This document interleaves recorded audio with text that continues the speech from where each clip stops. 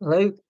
God, this looks like a horror movie. I'm so sorry about the lighting. No one's here yet, so you can't see how dreadful this is. Hair sticking up. How vain is that? Okay, hopefully you'll join in soon. Oh my God, the eye shadows. I am so vain. I look like a member of the Addams family. Anyway, I'm gonna just hope that people turn up. I'm gonna get rid of the live stream that's been scheduled. This is not a great start. Sorry about this. View my channel. Um, let's go into YouTube Studio, get rid of the scheduled content. Goodness me, delete forever. Okay, so hopefully there's just the one there, and there's no one here. Oh, there are people here. Found me. This is the second one I've tried this evening. Sorry, Ricketic. Um, we're here. I look really tired though. I'm not that tired. I think you'll forgive me. I put the glasses on, and you're just going to get a reflection of the light. Oh, I need to figure these things out, but I've had plenty of time to do so, and I haven't bothered. So, how are we all? Evening, Neil. It's the other Neil. There's only two of us in the world. Stephanie, you made it. Great stuff. So we've got Russell and Scott. Scott in Minnesota, Russell in Hertfordshire, um, Orchid and a Dutchie. I don't know where you're from. Feel free to share if you want to. Juju from the Netherlands, Helen from the UK. Maybe I've got that wrong. Sorry, Helen. Um, Yeah, hello everyone again. Sorry about this, but yeah, you've probably heard me moan about the tech problems before, but here we are. It's 9:34, 4 minutes in. Oh, Neil, you're in Hampshire. Oh, I grew up in Hampshire in the 90s. Whereabouts are you in Hampshire? If you don't mind me asking personal questions, what's your waist size? Um, no, I don't tell me that. Just tell me where you're from in Hampshire, if you wouldn't mind. Lincolnshire, cool. It's Paul, adult with autism. I feel like I have to do the embarrassing sort of yoga mat thing or Muslim at prayer. It's deeply inappropriate comparison, but I'm making it. I've done it. It's a live stream. I say things, I blurt them out, and then I think, oh, I better edit that out, but I can't. It's a live stream. Anyway, give Paul, adult with autism, lots and lots of love and respect, because without Paul, I wouldn't be wasting your time with this balmy monologue. So it's Paul's fault. um, PJ Carey, the legend, the man, the legend, he is here. Good to see you, mate. Helen, you're from Greece. You're from Greece, not the UK, so I thought it was from Greece in the UK. Wow. I'm trying to remember the Greek that I've forgotten. Um, Evharisto, Parakalo. That's about it.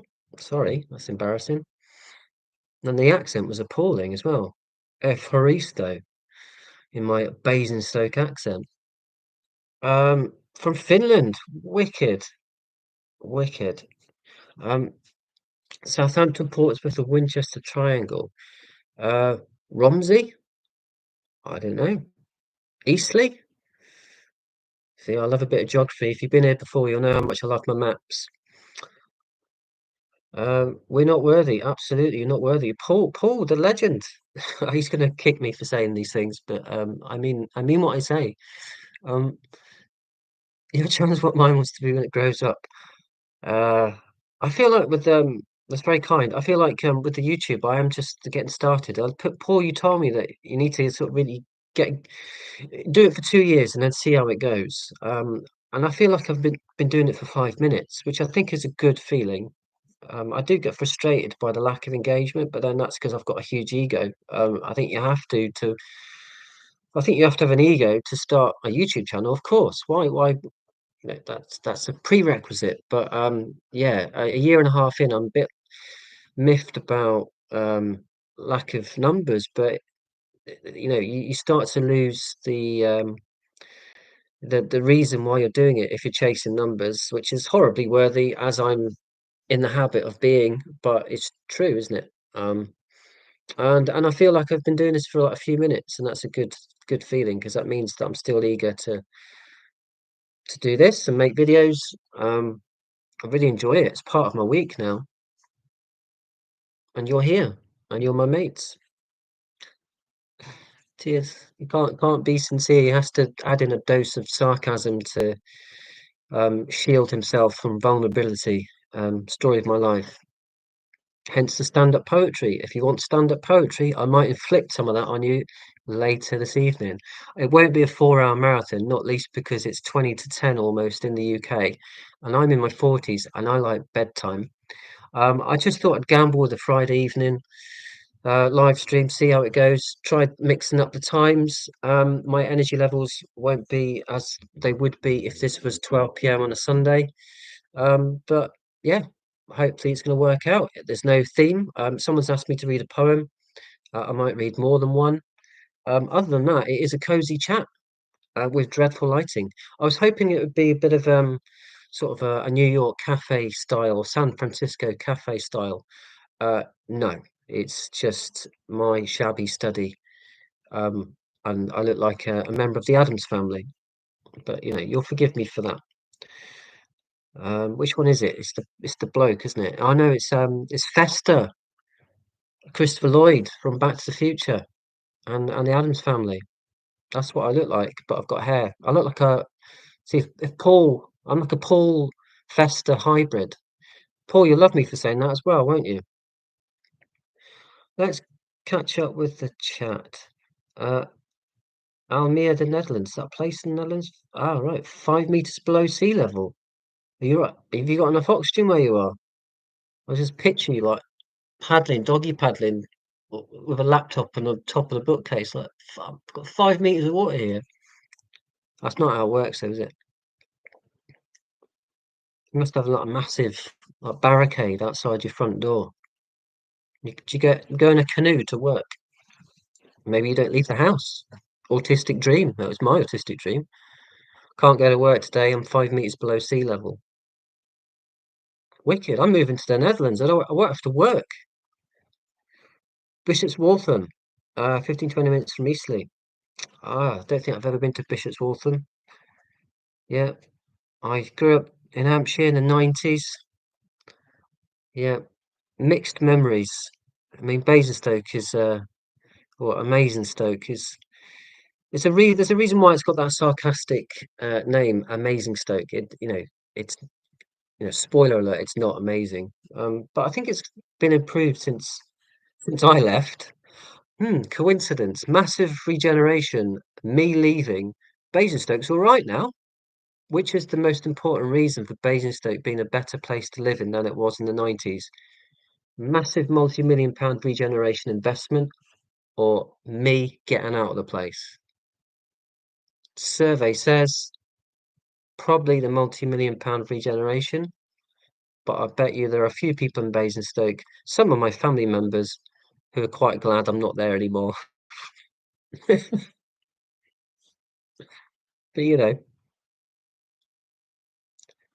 not that I'm here to be too savagely self-deprecating for your amusement. Um, but that's the content that you're here for, I imagine. Unless you just want to talk about geography and autism. I'll just talk about autism if you want. I mean, I should do something interesting like Mike at Autistic AF does. He goes, he literally goes deep diving. Like I talk about deep diving as an autistic person, ADHD. I did a deep dive into the actor John Candy about an hour ago. Why? No need for it. And I thought, oh, John Candy, he was 43 when he passed away, and I'm 43. That's a morbid thought. Is it?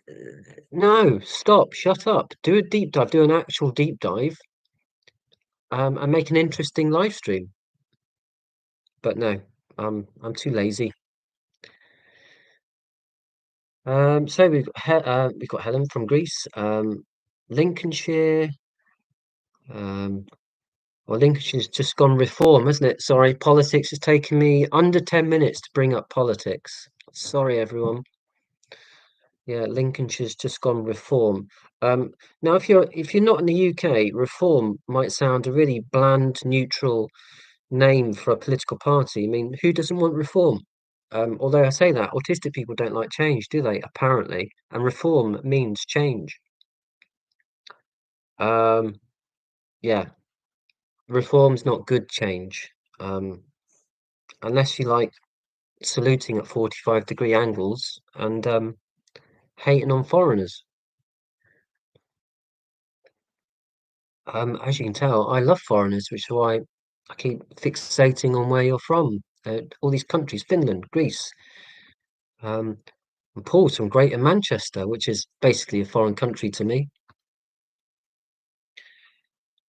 Um, he would say the same about Hampshire, I'm sure.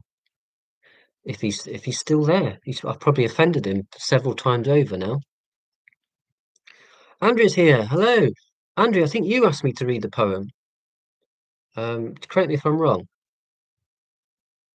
Um, it's a warm lighting. Uh, it looks like the it looks like a broken fridge, and I'm the rotten fruit in the front of the shelf.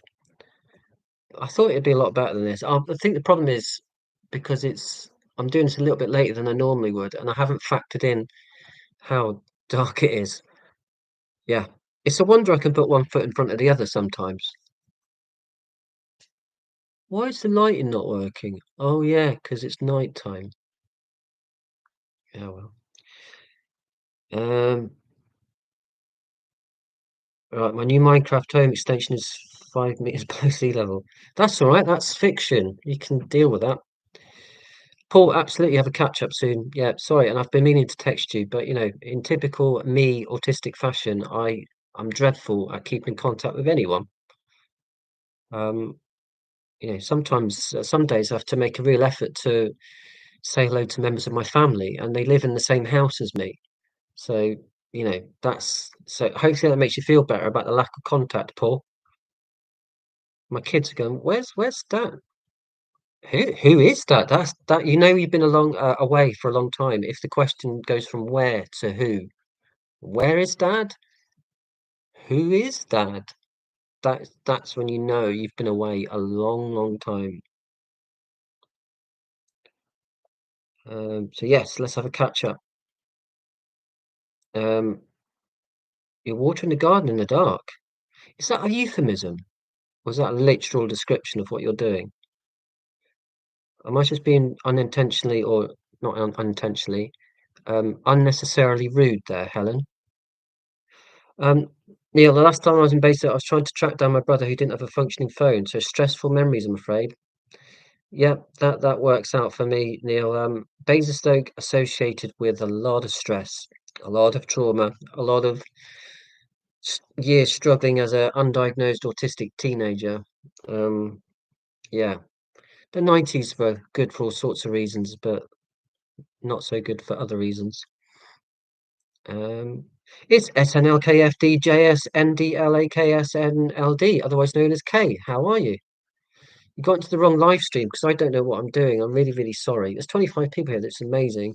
And I'm sorry that we had a full start yet again, but I can't figure it out. So what I do is I schedule it in, put on my community page that I'm likely to have to dip out and start another one, and then hopefully that gives you some sort of warning. I know it's irritating, but we're here.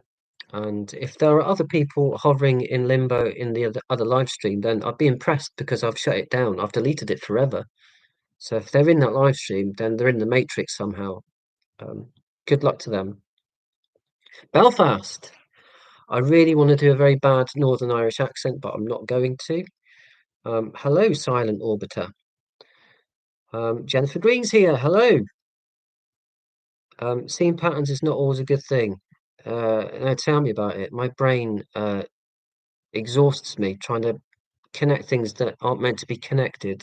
It's like, shut up, brain. Just you don't need to read about John Candy just because you've read about Jim Carrey. Don't do it. Just put the phone away. John Belushi was only 33. Yeah, John Belushi. Yeah, that was it's drugs, wasn't it? Oh, darn it, 33. Bill Hicks died at 33 as well. Madness. 33 is, I mean, I'm 43 now, so obviously 33 seems really, really young now. Um, any change needs to make sense. I like that. It's got philosophy there. Any change needs to make sense. Sounds like a school motto. What's the Latin for that? Any change needs to make sense. I subscribe to that Latin motto message. Um, yeah, reform, uh, the change that they're proposing does make sense if you happen to be a member of a tiny elite running a limited company that's disguised as a political party called Reform. If you're in that tiny elite, then Reform is going to work out for you. If you're not in that tiny elite, then you're screwed. Um, and in 2029, we could be run by Reform. Oh dear. But that's not what this live stream is going to be about. I'm not going to be whinging about that, putting the world to rights. I'm just going to, as Paul would say, waffle my nonsense and see where it leads. Um, the reform movement in the 20s was progressive. I think nicked the name from the 20s. I didn't know that. Or was that a joke? You might be winding me up. I don't know. Um, Paul's retracted the message. He's probably telling me to F off, I imagine. Um, sorry, Paul. Lily's here. Hello. Yeah, sorry about this. You found me. Found us. Um, Andy, you did ask about the poem from up in northeast of Scotland. I grew up there as well. You in Aberdeen?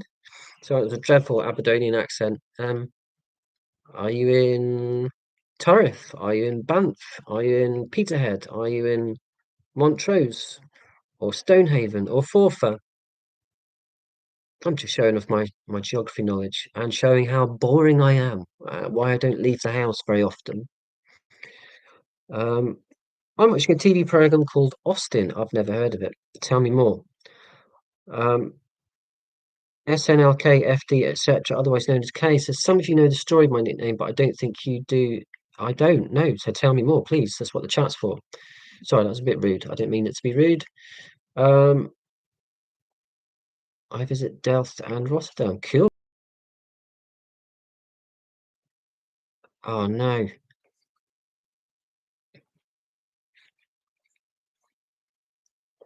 I'm just typing there we go. Sorry, I'm gonna watch out for the internet connection. Hopefully you can still see me and hear my nonsense. Let me know if you can't. Okay. I almost clicked on the emojis there and I didn't want to do that. I mean, it's 2025. I can't help but feeling that YouTube is quite clunky in several ways. Like comments go missing on videos. Um, Figuring this out. So I'm a workman blaming his tools.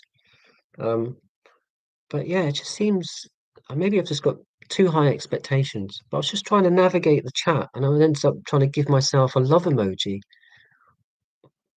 No, you already know that I love myself because I've got a YouTube channel. Why would I need to do an emoji on top of that? Um, Forfar, nice. Yeah, I've been to Forfar in 1987, I think. How about that for an autistically delivered fact? Kerry, hello, lovely Rainflower Farm, otherwise known as Kerry. Good to see you again. I think you were at the last live stream, or the last live stream, my last live stream. You might have been at many more since then. Um, Not rude at all. Grant. Oren's here. Hello, Oren, all the way from Florida. How are you? And I think it's coming up to 6 o'clock. It's probably quite warm there still. It's warm here, stupidly warm for this time of year in the UK, but touching 30 degrees at this precise moment in Florida. Why am I so interested? I just like knowledge. I just like it. I just like to know what's going on.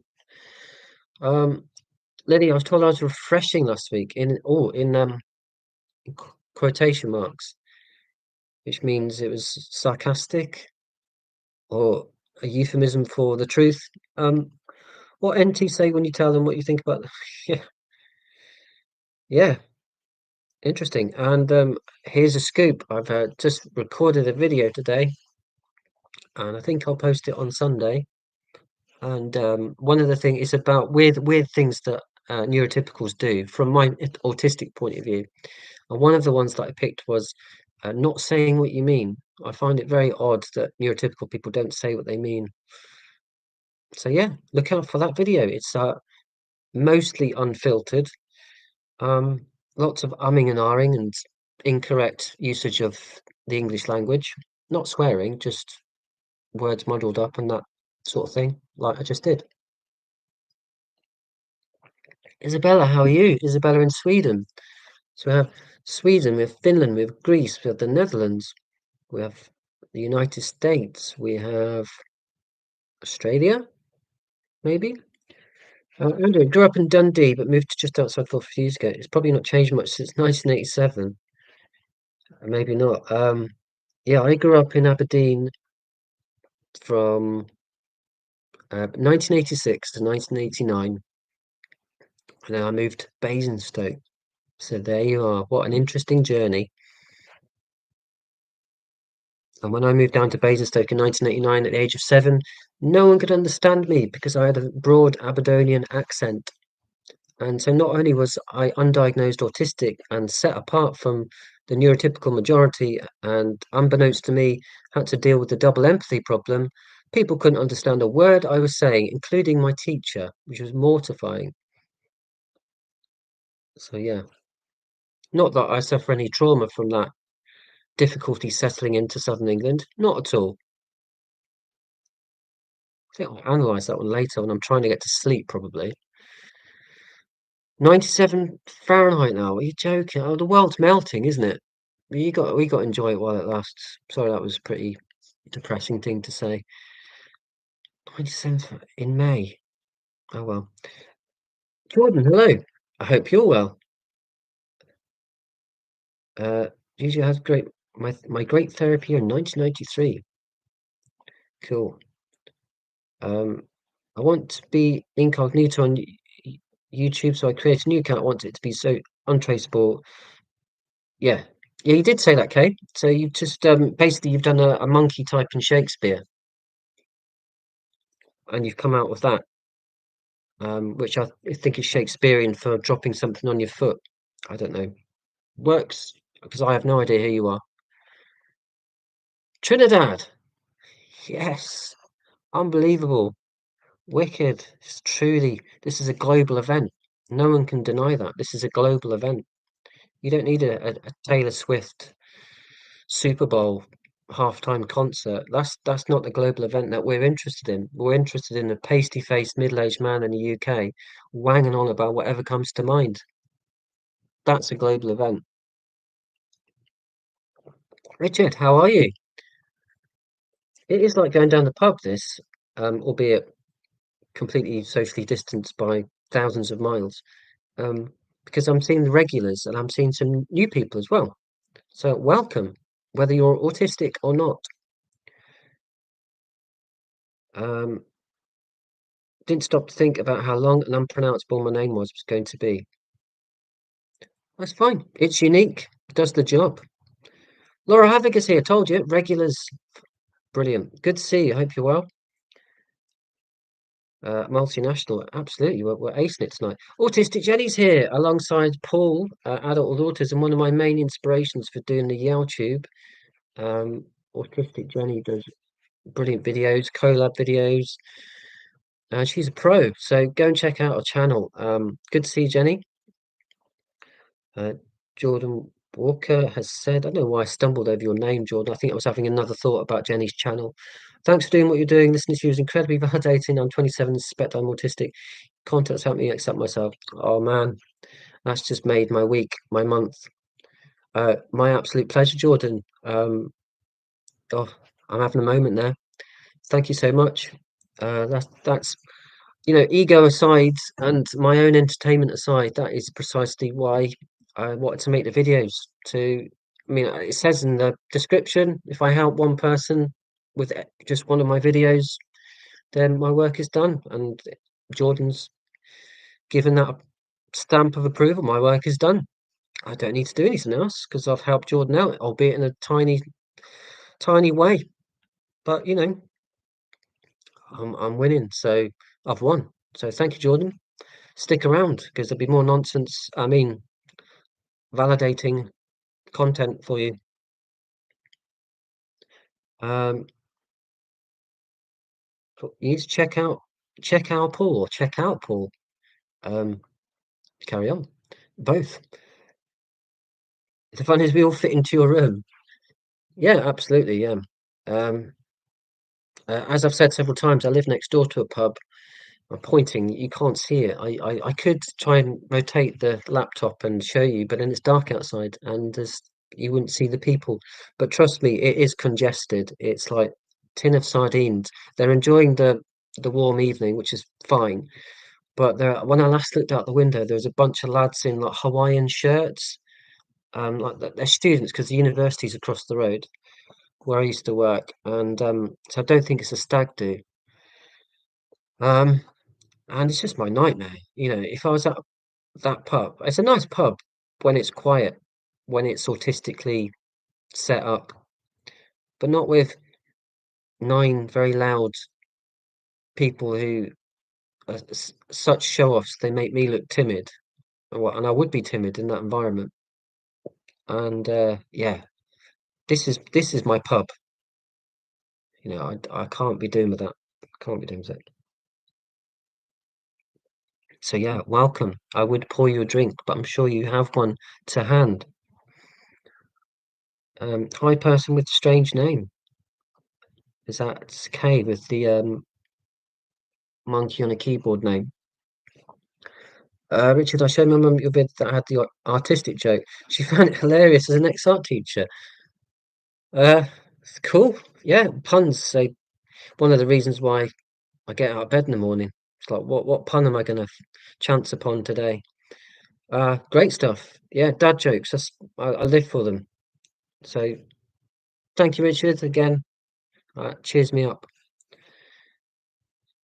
Orchards and Dutchy, it was so nice to avoid having to interact. That was smiling. The big smile I had the whole week. Then I thought it would be nice to maybe buy a wig and disguise myself. Yeah. If you want a wig, I've got a couple of them. You got to get your kicks somehow. Or buy your own. When I said this to Oren when I go to the supermarket because I have to buy the food and cook the food. My wife and I both work, so it's busy lifestyles. And I don't have to commute, so I make the tea. It works for both of us. It's fine. And when I go to the supermarket, I take my baseball cap even when it's not sunny because you know bumping into someone I vaguely know in a loud environment when I have a very set purpose to fulfill and having small talk, it's just a whirlwind of chaos and stress in my mind. Whereas to someone else, a neurotypical person, it's probably, oh, how are you doing? And it's just a pleasant exchange. Not for me. And that makes me sound like a terrible grump, but I'm a terrible grump if you've been here before. So that's the way it is. So yeah, maybe I should wear a wig instead of a baseball cap. I don't know. No, I better not. I'll stick with the baseball cap. Um, this is my pub too. As an ex-alcoholic, I don't go out anymore. Wow, Richard. Well, thank you for sharing that. That's a big share. Um, I have well, I've made a video about alcohol for a start, so kind of says what I need to say really about my own struggles, my own recent struggles with alcohol. In fact, I'm still seeing an alcohol counselor. Um, although not as frequently as I was 6 months ago. And yay for counselling and yay for therapy and yay for doing this, which is a big therapy session for me in a way, and having a drink in a virtual pub. Um, yeah, booze. Yeah, I don't. Twice a week I'm trying to stick to. I'm doing pretty well. But yeah, it used to be six, 6 times 7 times, 8 times a week. God, that's not good. Um, but it's easy. It creeps up on you, doesn't it? So fair play, Richard, for sharing and for beating the booze. I absolutely salute you. Um, I love some good tea. You love tea. I had a funny thing about England. A band that I've just well a few weeks ago reviewed. Lauren will know about this. Um, Dead Pioneers. They're a punk band from Colorado. Well, Greg Deal, the lead singer, is from Colorado, I believe, or Utah, and they're really gifted band. They're like Rage Against the Machine slash Dead Kennedys, probably an inspiration for their name. And Greg Deal said on their YouTube or Facebook, when they're in England now, and then they're going to do a tour on mainland Europe. And he said, "We're in the land of tea and crumpets." That's how he referred to England, the land of tea and crumpets. And I thought I was being witty. I said, more like the land of rain and prejudice.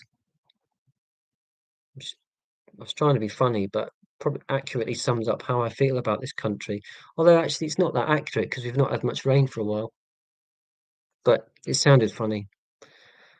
Tea and crumpets, rain and prejudice. You tell me what you think England is, or maybe you've got an alternative. See that's the challenge. And something, and keep it clean, please. Um, rudeness or offensive content. Um, so England is, or maybe you want to describe your own country in 2 words, or not. Maybe it's just a silly game that I thought of. Um, right, let me catch up on the chat. Weeks are cool. Yes, fact. I haven't needed a wig since people recognise my hat. Yeah, it's probably the thing with a disguise, isn't it? If you wear the disguise too often, people recognise you because you keep wearing the same disguise. So it's not a disguise anymore. It's the disguise paradox. And if there's not a band called the Disguise Paradox in the world, there should be. I always gravitate towards that sounds like a band name, but anything could be a band name. Even like SNLKFDSJS, that could be a band name. Lily, worst thing about supermarkets apart from price and quality fluorescent lights, invention of the devil. Well, I have strong views on supermarkets, but my views aren't as strong as yours, Lily. Um, yeah, strong words indeed. I see where you're coming from. I've never thought of my local Aldi as being satanic, but maybe all of the staff are secret goths and they sacrifice small lambs in the back room. I don't know. I did walk in once and there was this faint smell of blood, but I didn't think it was a satanic ritual, to be honest. It might well have been.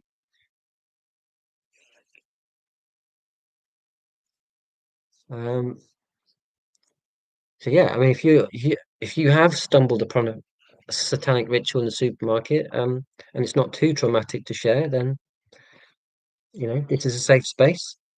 Do share. I can't think that anyone can really enjoy small talk, especially in supermarkets. It's my worst nightmare. Yeah, I think neurotypical people, like most people, generally find it a bit of an inconvenience. But I think that's the point. It's like it's a bit of an inconvenience. Like no one really likes it because you just want to do the thing and get out.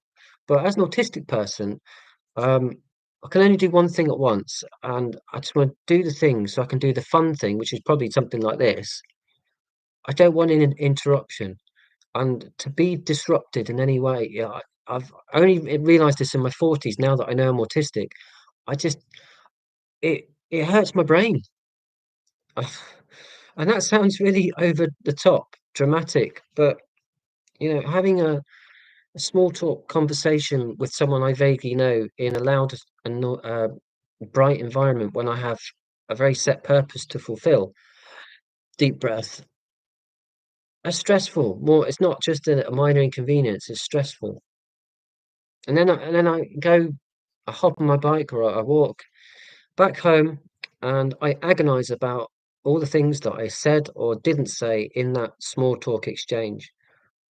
It's just my brain never stops.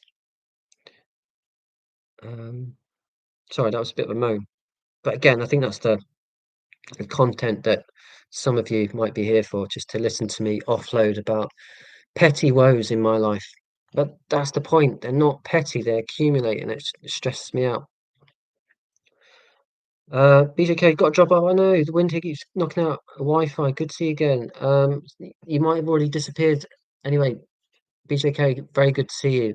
And I'm actually crossing my fingers that my signal Wi-Fi holds out because the last couple of live streams, it's been the signal, Wi-Fi, whatever it is. I don't know. I don't understand these things. It's been knocked out. So if I disappear or I freeze, then I'm sorry about that. You'll just do something else, I'm sure. Um, Letitia, I can't handle alcohol. Makes me depressed. Yeah, that's the problem with alcohol for me. It never makes me depressed. But I'm not saying it, I'm right. I'm just saying that it's an easy win for me because it tends to pick me up. But medically speaking, it is a depressant, but it doesn't make me depressed. It makes me mildly euphoric, if that's not a contradiction.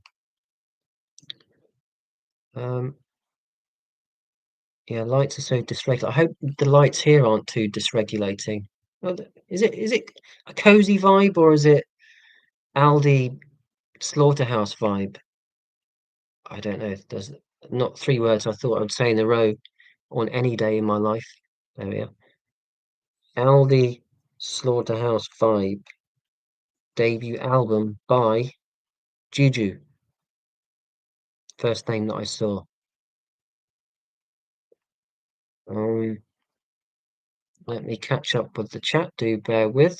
Chat amongst yourselves, people in the class, in the pub. Um, Isabel, I get genuinely scared. Sorry, my back's killing me. I get genuinely scared when I see people I know in the store. Oh no, that's not good. I don't get scared. I just get anxious. Like, what am I going to say? I have to tell myself how to smile. I don't really want to talk to you, and you don't want to talk to me, but we've got to perform this charade in this dreadfully busy environment.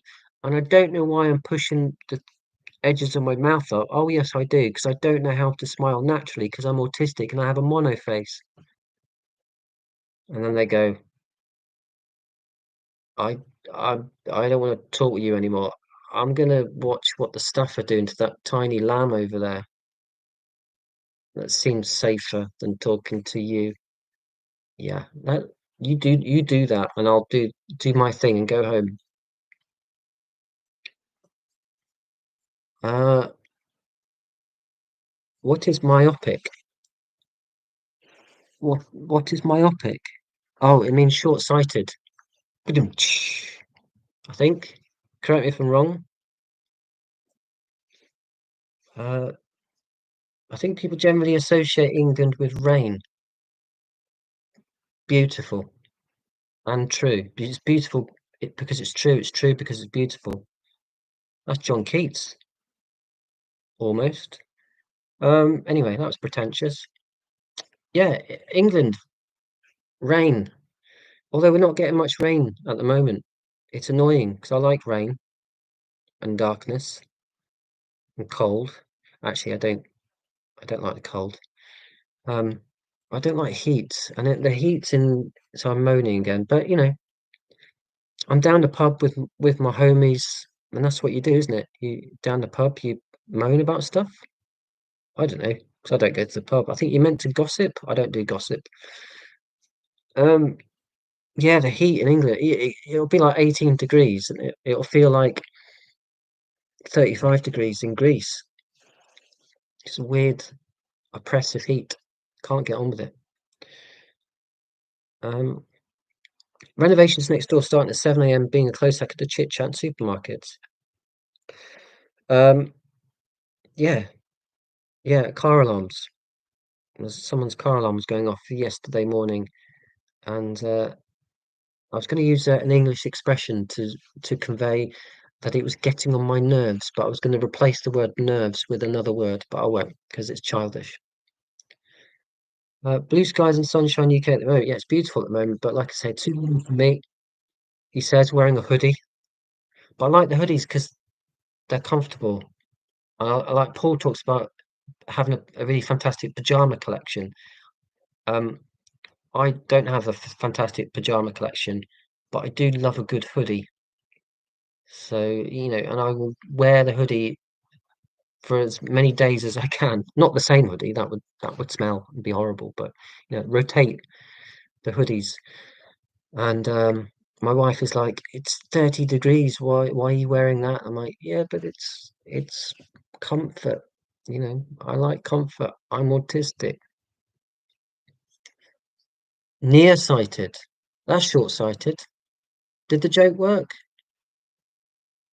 Oh, jokes aren't as good if you ask the audience whether they worked. So I'm spoiling it now. Um, I live in the US. Hello, Seeger 13. I live in the US. The UK is looking mighty good right about now. Oh, like political situation. I wouldn't be so sure about that. Um, I mean, don't take this the wrong way, my American audience, but to quote Green Day, um, the United States seems like a basket case right now. Um, but I'm only glancing at headlines on my phone. You know, the orange one that we keep hearing about is just one guy. He's a spokesperson for an evil machine. He's a distraction. Who are the people behind the orange guy? That's what you need to worry about. Yeah, sounds like a conspiracy theory, particularly when it comes from a pasty-faced Englishman in a hoodie doing a live stream. But I think I'm onto something now. But yeah, the UK in 2029, or we could have an election before then. We could have a far right government that wants to literally shoot people trying to get here. It's absolutely terrifying. You might not want to sort your passport out so you can come to the UK. I'd stay put for the time being, see if we develop some sense on this side of the pond. Um, Richard, I can relate with humorous dry as mine. A lot of times people don't think I'm joking. Yeah, I used to, I think I've said this before, I used to wind my mum up unintentionally by, uh, well, the other way. Like I'd say something like seriously, and then she'd think I was being sarcastic. And then, like you said, you can say something like you're meant to be, you're trying to be funny, and people don't get it. I think that's for me, it's the monotone. Uh, yeah, apologies about the monotone. I can't do much about it. I have to consciously inflect my voice, like, right, voice go up and down, not like, why did they do it like that? And down. Um, I sound like that big guy from the car insurance advert or whatever it is. Um, I am jealous and mystified by neurotypical people who have these naturally resonant, inflective voices, um, and therefore because they have this natural variation within their tone, they're more interesting to listen to. Whereas through birth, through nothing something I can't do anything about, I have this really flat monotone plus this rigid face, like like the emoji with the flat mouth. Well, that's like my face, and people just look at me and go, "He doesn't look like a barrel of laughs, does he?" And then I open my mouth, and people are like, "What? Oh God, you've got a boring voice." Oh God, is that the time? So yeah, it's a story of my life. So yes, sorry about that. The monotone that is, and the moaning about my life. If you've had similar levels of judgment and self-reflection, then yeah, do share, or just nod wherever you are and go, "Hmm, he speaketh my truth." Uh, by a dozen of which I need to get a dozen different wigs because I'm pretty sure you lot are fed up of seeing that red wig. I am fed up of seeing that red wig. Um, that that red sexy bob that I keep wearing. Maybe that's why I keep wearing it because it is quite sexy. Awkward, but I'm too stingy. I'm from Scotland. I'm playing to the stereotype. I don't like to part of my money. No, I'm being silly. Um, I could just go down the party shop and buy a set of wigs. Can you imagine me going into a shop and going, "I'll have that one, that one, that one, that one, that one, and that one." I'm like the shop assistant going, "Why do you need all those wigs?" I'll just pretend I'm going on a stag do. But then she'll go, "I don't think you go on a stag do. You don't look like the person that would go on a stag do." And then I might have to do that non-autistic thing and lie and say, "Oh, no, no, I've got friends. I have got real friends. These wigs aren't for me. They're not for my YouTube videos at all. I'm not getting any gratification out of these wigs. I need them for my friends." Yeah, I won't buy them en masse. I think I'll just have to separate the purchases. So buy a wig every fortnight so they don't start making assumptions about what I do in my spare time. But yeah, thanks for the suggestion about buying a dozen different wigs. It's probably not a suggestion for me, it's for someone else in the chat. But yeah, I'm starting to think about it now.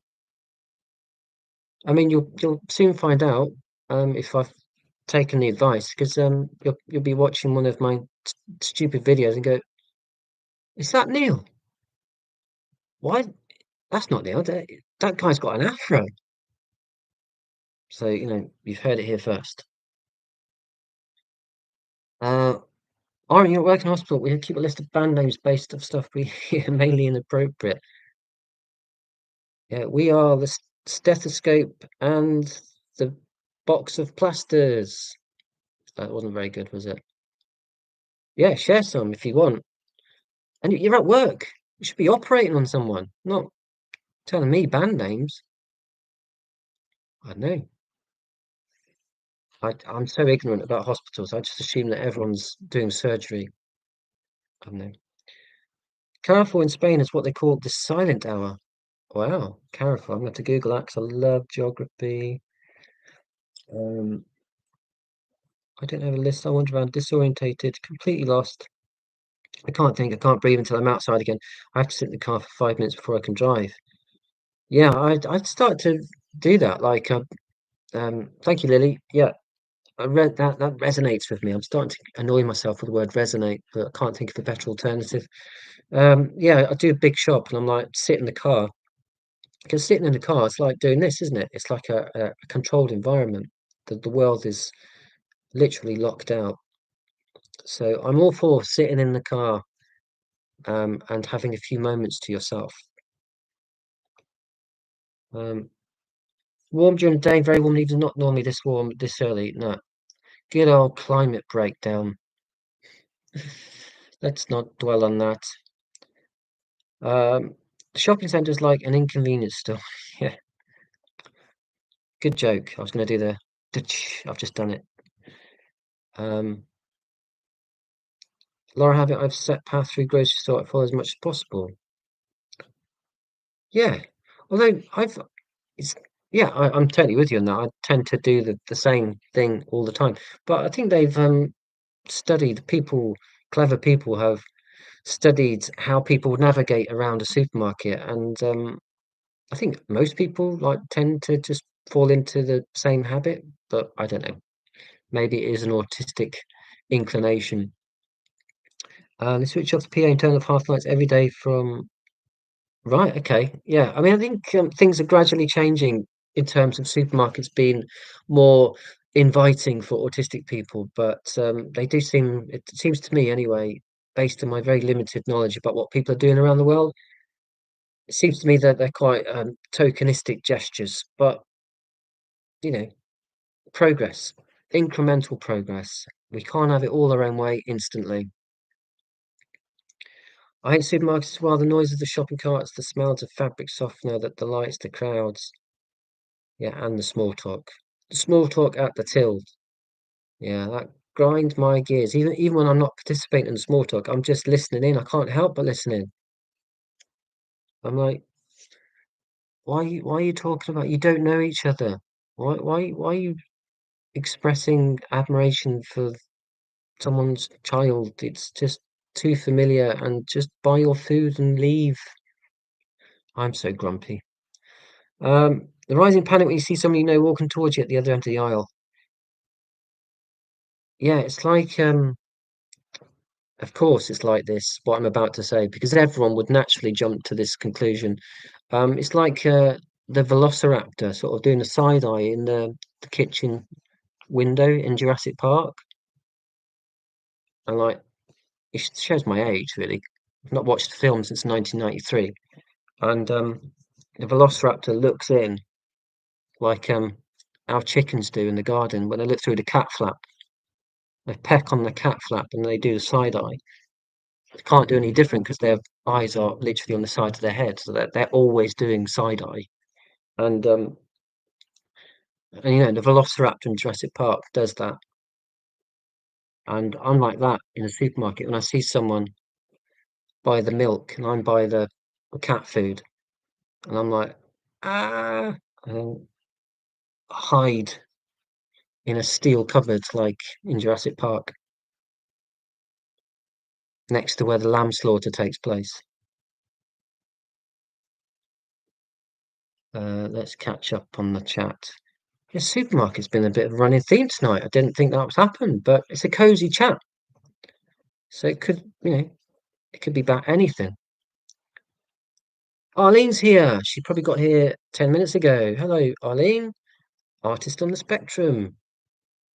Go and see Arlene's channel, please, because it's great. I hope you're well. I got your email, and um, I'll be honest with you, Arlene. I wanted to reply straight away, um, but I thought I'd just give you a bit of space. Um, but I will get back to you. And it's very good to see you. Yes, but I want to get out the store as soon as possible, but I can't because stress my executive function gets affected. Yep, I totally get that. Um, what do I do? Panic, overwhelm. I hate music in supermarkets. Do they play music in supermarkets at Helen in Greece? Do they do that? I don't hear. I think they do in Asda, which is like the UK Walmart. There's no need for it. I mean, music. I mean, this will get Arlene started, because Arlene's a professional musician and she's got stronger views on music than I have. Um, but if I'm going to listen to music, it's going to be because I want to enjoy it, or I'm depressed, or I'm really happy, or it's my choice. Um, it but generally speaking, it's I associate music with fun times. But when I'm going to supermarket, I'm doing something very, very boring that I have to do to survive. So you're asking me to combine an essential activity that I find inherently boring with a fun activity, music, listening to music, which isn't fun because my ability to separate noises, sounds, is different to most people's because I'm autistic. It's just overwhelming me. And now you're making me hate music, and I love music. Yeah, music and supermarkets are in my room 101, in the bin. Can anyone relate with Jordan? Can anyone relate with tripping over words frequently? And sometimes I've just done it, and sometimes I've just done it again. Talking in circles, getting overwhelmed with embarrassment as a result. Yes, Big, big yes.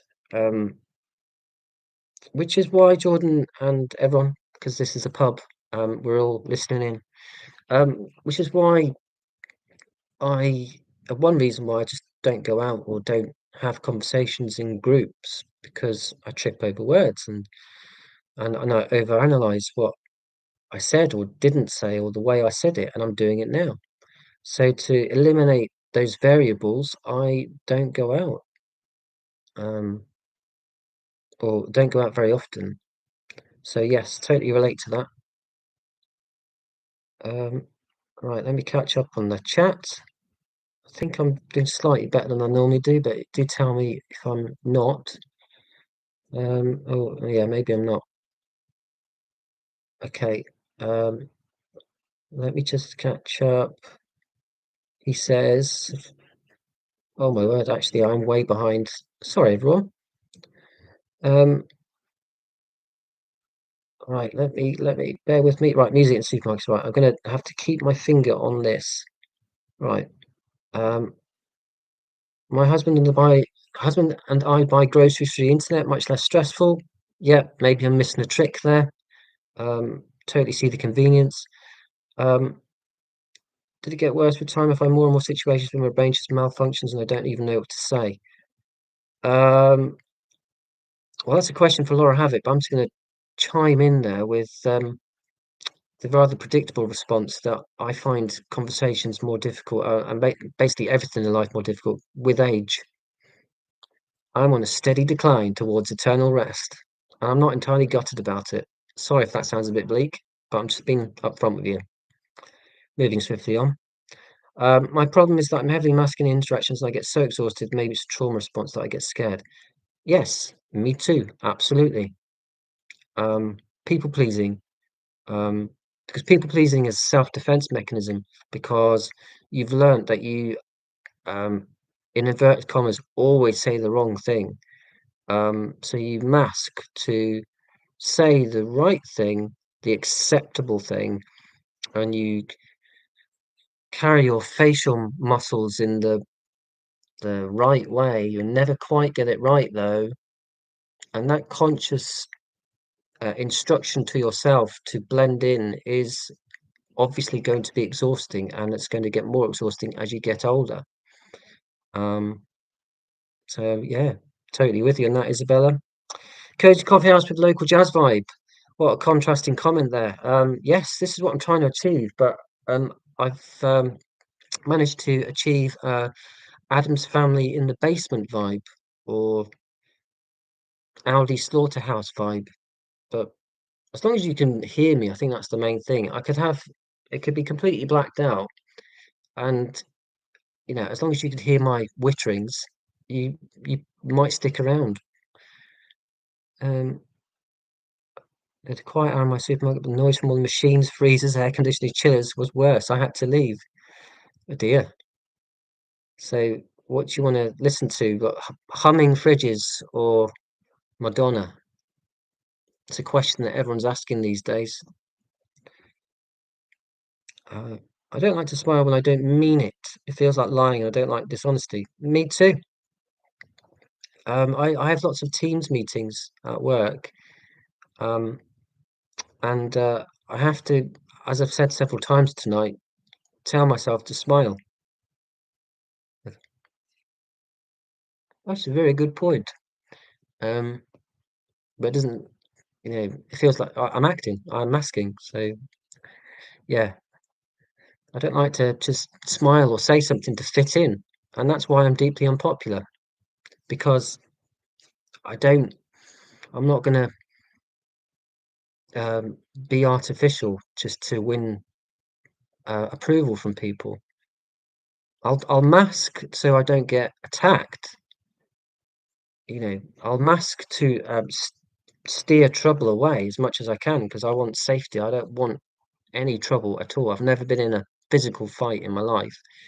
Well, apart from when I pushed my brother. That's a different story. I was going to say he deserved it. No one deserves physical violence. I pushed him. I didn't hit him, but digging myself a hole here. It was an unpleasant situation. I felt compelled to showing my frustration by pushing him, literally just pushing him away. Not good, not proud of it. Um, I don't want that sort of thing to happen to me or worse. So I'll mask to, as I've said, I was going to say push it away, metaphorically speaking, but just like agreeing to stuff and pretending to win approval, like going beyond masking. Nah, I'm not doing that. I'm going to be upfront with you. If I don't like something, I'm not going to be rude about it. I just maybe keep my opinions to myself. And I'm not going to say, "Oh yeah, that's great," just because everyone else is saying it. No, I don't like it. Yeah, right on. Um, I like how you leaned and squinted when you were figuring out the word myopic. God, that was ages ago. Thank you, Warren. That was a dad joke. My live streams are like ASMR, very soothing because of my monotonous voice. Thank you, Isabella. I'll take that compliment. I listen to a lot of ASMR, although I've become desensitized to it. And my daughter takes the mickey out of me that she makes fun of me. Um, she makes fun of my fondness of ASMR by going up to me and whispering. I'm like, I don't like the whispering ASMR. And she goes and she'll go, I'm like, I don't do the tapping either. It has to be I've got a very strict set of conditions for my ASMR content. Has to be like semi-authentic, usually um usually like the doctor appointments. It sounds like a fetish when I say it out loud. I think my I think my wife thinks that ASMR is this kinky thing. Like no matter how many times I explain that it's just listening to people talking, she just doesn't believe me. And the more I explain that it is just people I don't know talking on YouTube in fake scenarios, saying it out loud now just makes it sound like something very wrong indeed. So I'm going to leave it there.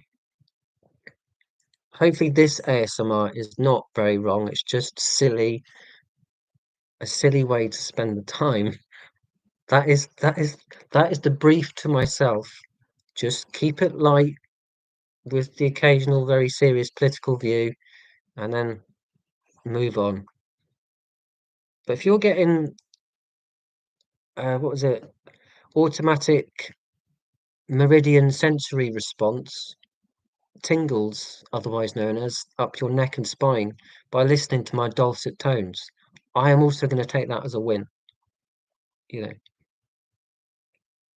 um, Lauren, you like rain too? Even though Florida's a sunshine state, we get a ton of rain most of the time, but unfortunately, a drought right now. Yeah, I'm really worried about the drought. I'm worried about the drought over here because droughts mean fire and just had a massive fire not very far from me, although I don't think it was climate related. I don't know. Anyway, that's depressing. Move on. I listen to rain videos to sleep. The sound of water cancels out mechanical noise.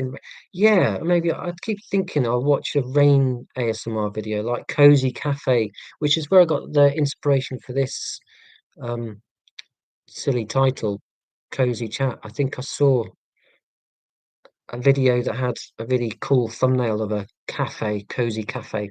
And yeah, there were some ASMR videos, they're like 10 hours long. Um, and you just zone out to them, presumably. Yeah, cool. Um, Hayes poorly sighted, yeah, and I'm poorly at poor at timekeeping or keeping tabs on these chats. I'm going to whiz through. One could say we're American idiots. Green Day reference from about 15 minutes ago. Cool. Hoodies for the win. Thank you, Jim Rover. Good to see you again. Yeah, I just love a good hoodie. And I ask for a hoodie every Christmas. And my family go, "Oh, why do you want another hoodie? I've only got about five, to be fair. Um, why does it have to be black or navy blue? Because I like colours, I like to blend in." Um, Brian Murphy, that's a very specific and somewhat random question. If it's directed at me, hello, do you have a fish tank? No, I don't. I wonder what prompted that question. Is it for me? Because I'm so behind in the chat, and I'm sorry if I've missed comments. Um, Yeah, if it's for someone else, then, hopefully you got the answer that you wanted. Um, Hands up if you're on a hoodie. Yeah, cool. Um, Online procedures take away my life points. That sounds a bit savage. That sounds terrible. Online procedures take away my life points. Wow. I mean, technically, this is an online procedure. Is it sapping your will to live, listening to me make bad jokes? I'll take the lack of emojis as a yes. I generally wear a hoodie if it's less than 70 degrees. Don't know why I'm finding that funny. Um, I just like how specific it is. I don't wear hoodies, but I do have my own type of cozy clothes, and those are the only ones I wear. Yeah, and I think it is a very common autistic thing, and I'm all for it. 'Cause why would comfort be a bad thing if it doesn't harm anyone else? Your clothes aren't harming anyone else, are they? They're attached to your body. They're not, you know. Why would you go up to someone and judge them for what clothes they're wearing? It's like judging someone for the skin, the color of their skin, isn't it? It's like, why? Why? I, yeah, I'll do me, you do you. Just do your thing. I, ah, anyway, when I try to be sarcastic, I sound like I mean it, and I think people know, but they think I'm stupid instead. Uh, Isabella, me too. Yeah, lots of years of experience having that situation. That's yeah, beautiful. Oren, I worked hard to learn to vary my tone, but I'm not great at it. Did, however, manage to get my face more expressive. Really? Bad joke again. Sorry, Oren. Neil, you're more variation tone than you think. It's not so monotone, but I live in Finland.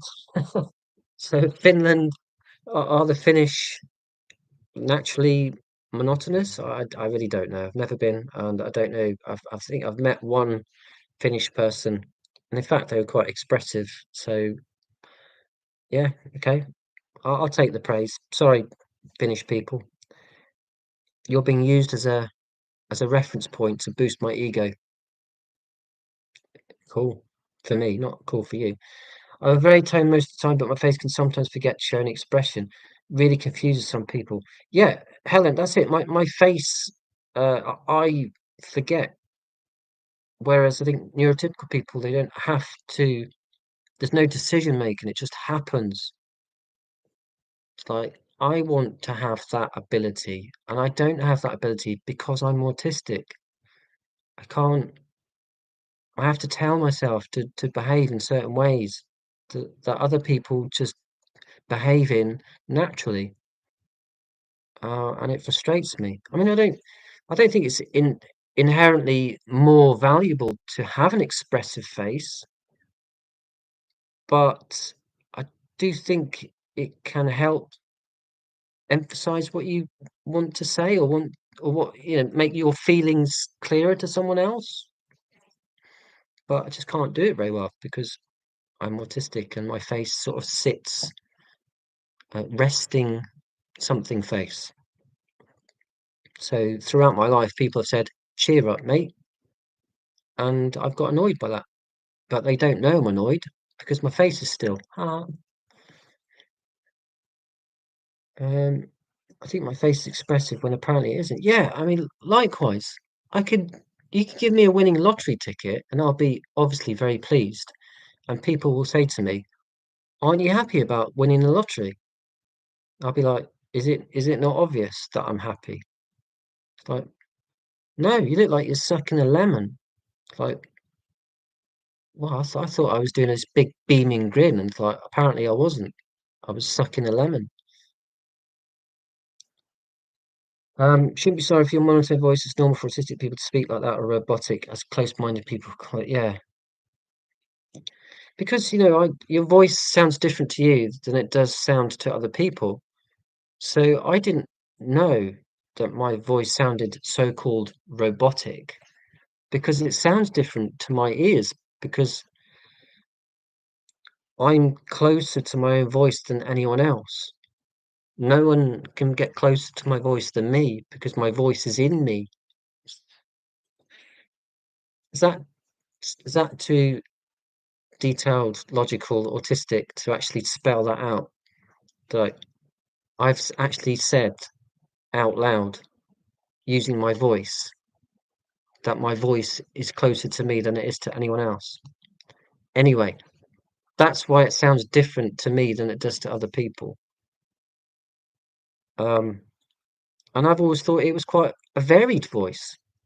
See, I went up a bit then. I went varied, but generally speaking, people think I'm sort of flat tone. They interpret it as sarcasm. I mean, to be fair, half the time I am being sarcastic, but just constant minefield of miscommunication. That is just another story of my life. And this is one reason why this works for me, maybe not work for you, because, but you're here. You chose to be here. I didn't drag you here. Um, but I'm reading text, so I'm not having to look at facial expressions or interpret tones of voice, and I can take my time and pick which comment I can respond to in a conversation. I can't do that. It's happening in real time, and I'm playing catch up all the time. And normally I want to make a bad dad joke or drop what I consider to be an interesting fact that will enlighten the masses. And both, I mean, spoiler alert, dad jokes and interesting facts are not popular, I found anyway, in a neurotypical majority population. I find this out in my 40s. I've been spitting out these dad jokes for the last 25 years, sharing these fascinating facts about countries, about musicians, about, I don't know, what I saw on my walk to work. I don't know. No, I wouldn't say that because that'd be too commonplace, wouldn't it? I'm far more intellectual than that. It'd be something cerebral. See, I've used the word cerebral. What a knob. Um, cerebral. I never used that word. Well, I've used it now. Um, And the fact that I use words like cerebral and share facts and dad jokes, neurotypicals go down their mental list and go, no, no, no, and you got a boring face. Bye. Like, what? I haven't done anything wrong. Correct. I haven't done anything wrong. I've just done it differently. I'm autistic. Everyone speaks in a monotone, very flat tone here in Finland. In comparison, your tone varies very nicely. If I read that twice, or have you said it twice? Anyway, sorry, I'm losing my mind. But thank you. I've learned to copy tone. I like singing and studying humans as a lifelong obsession. Now I realise I don't have to. Yeah, I didn't really think that I actually sort of deliberately studied people in order to mimic them and blend in, but I guess I do because yeah, I've had to learn how to mask. Not as great as I like to think of my facial control. I just smile a lot.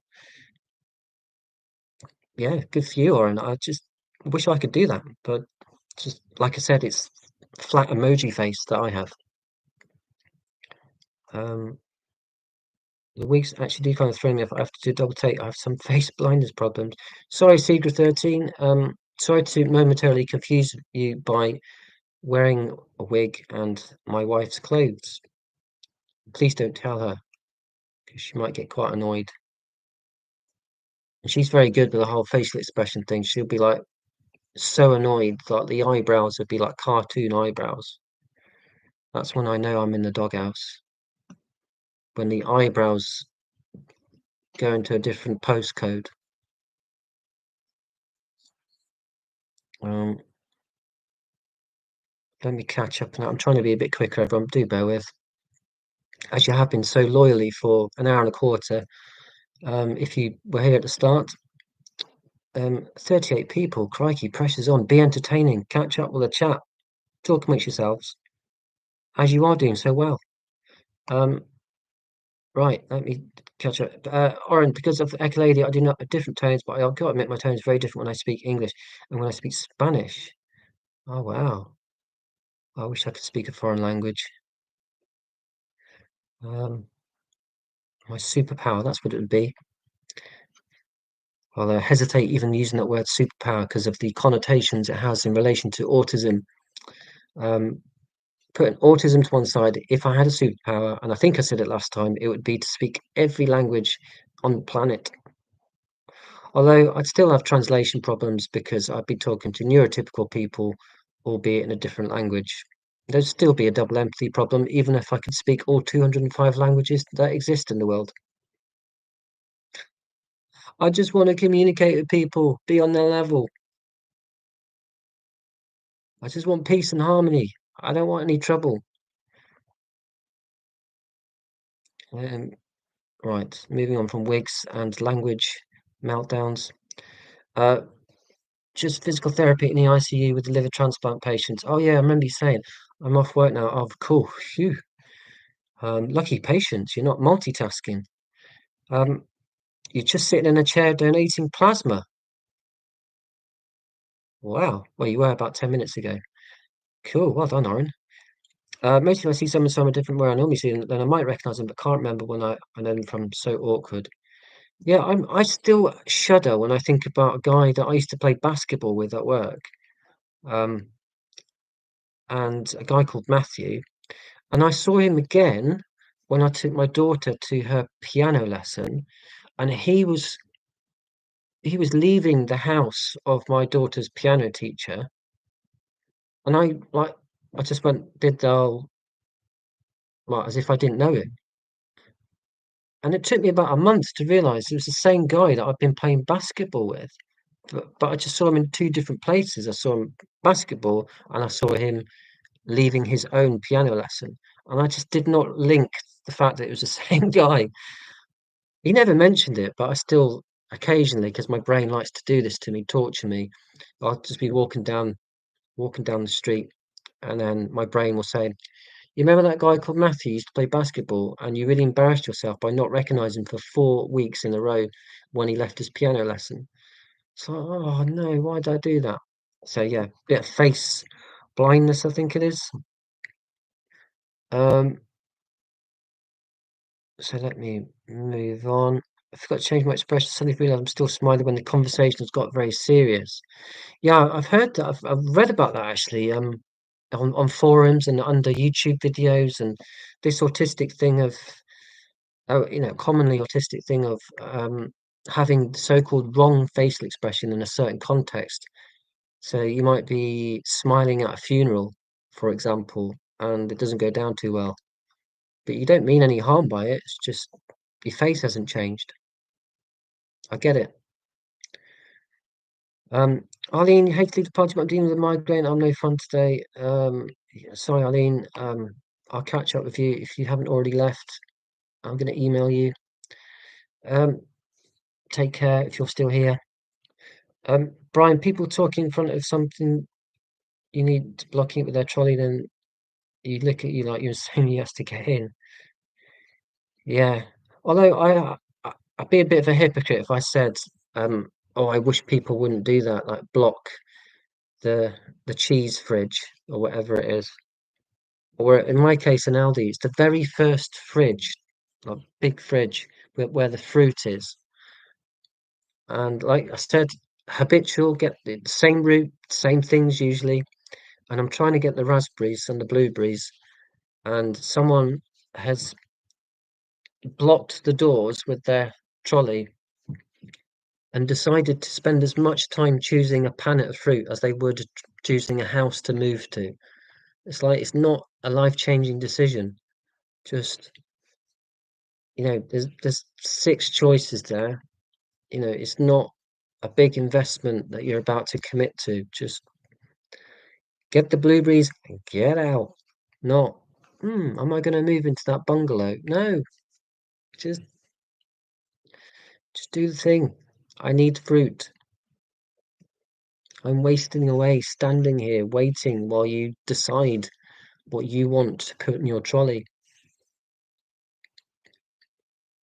Um, People tend to be unable to tell I'm being sarcastic from when I'm being serious. Yes, recurring theme, but yeah, me too. Well, how that people recognise is Jurassic Park original logo. Oh, cool, Jurassic Park reference. Nice.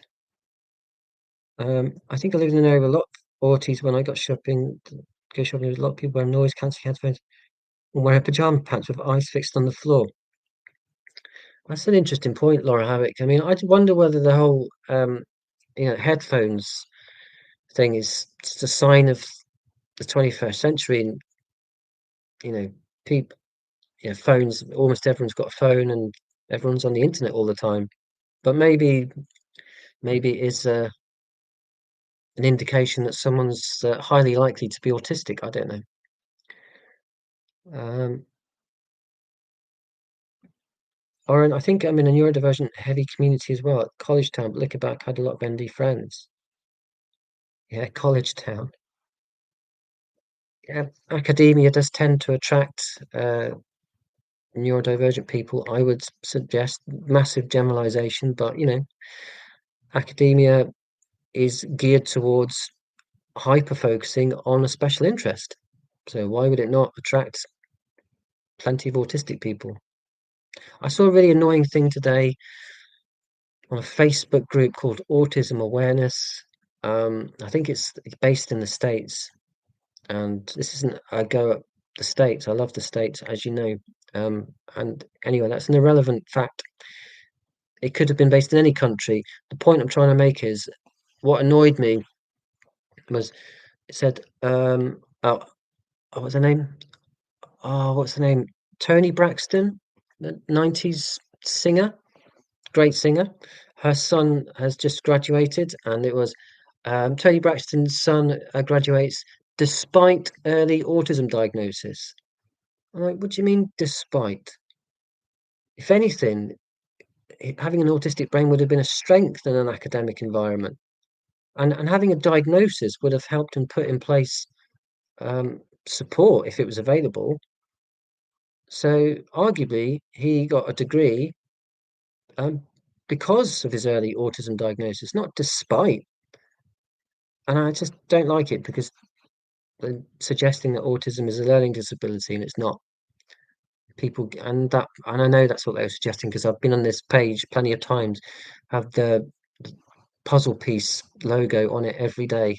And I when I've got the energy and inclination, I say, please can you not use this symbol as it is a reminder of Autism Speaks, which is a deeply unpopular organization amongst the autism community.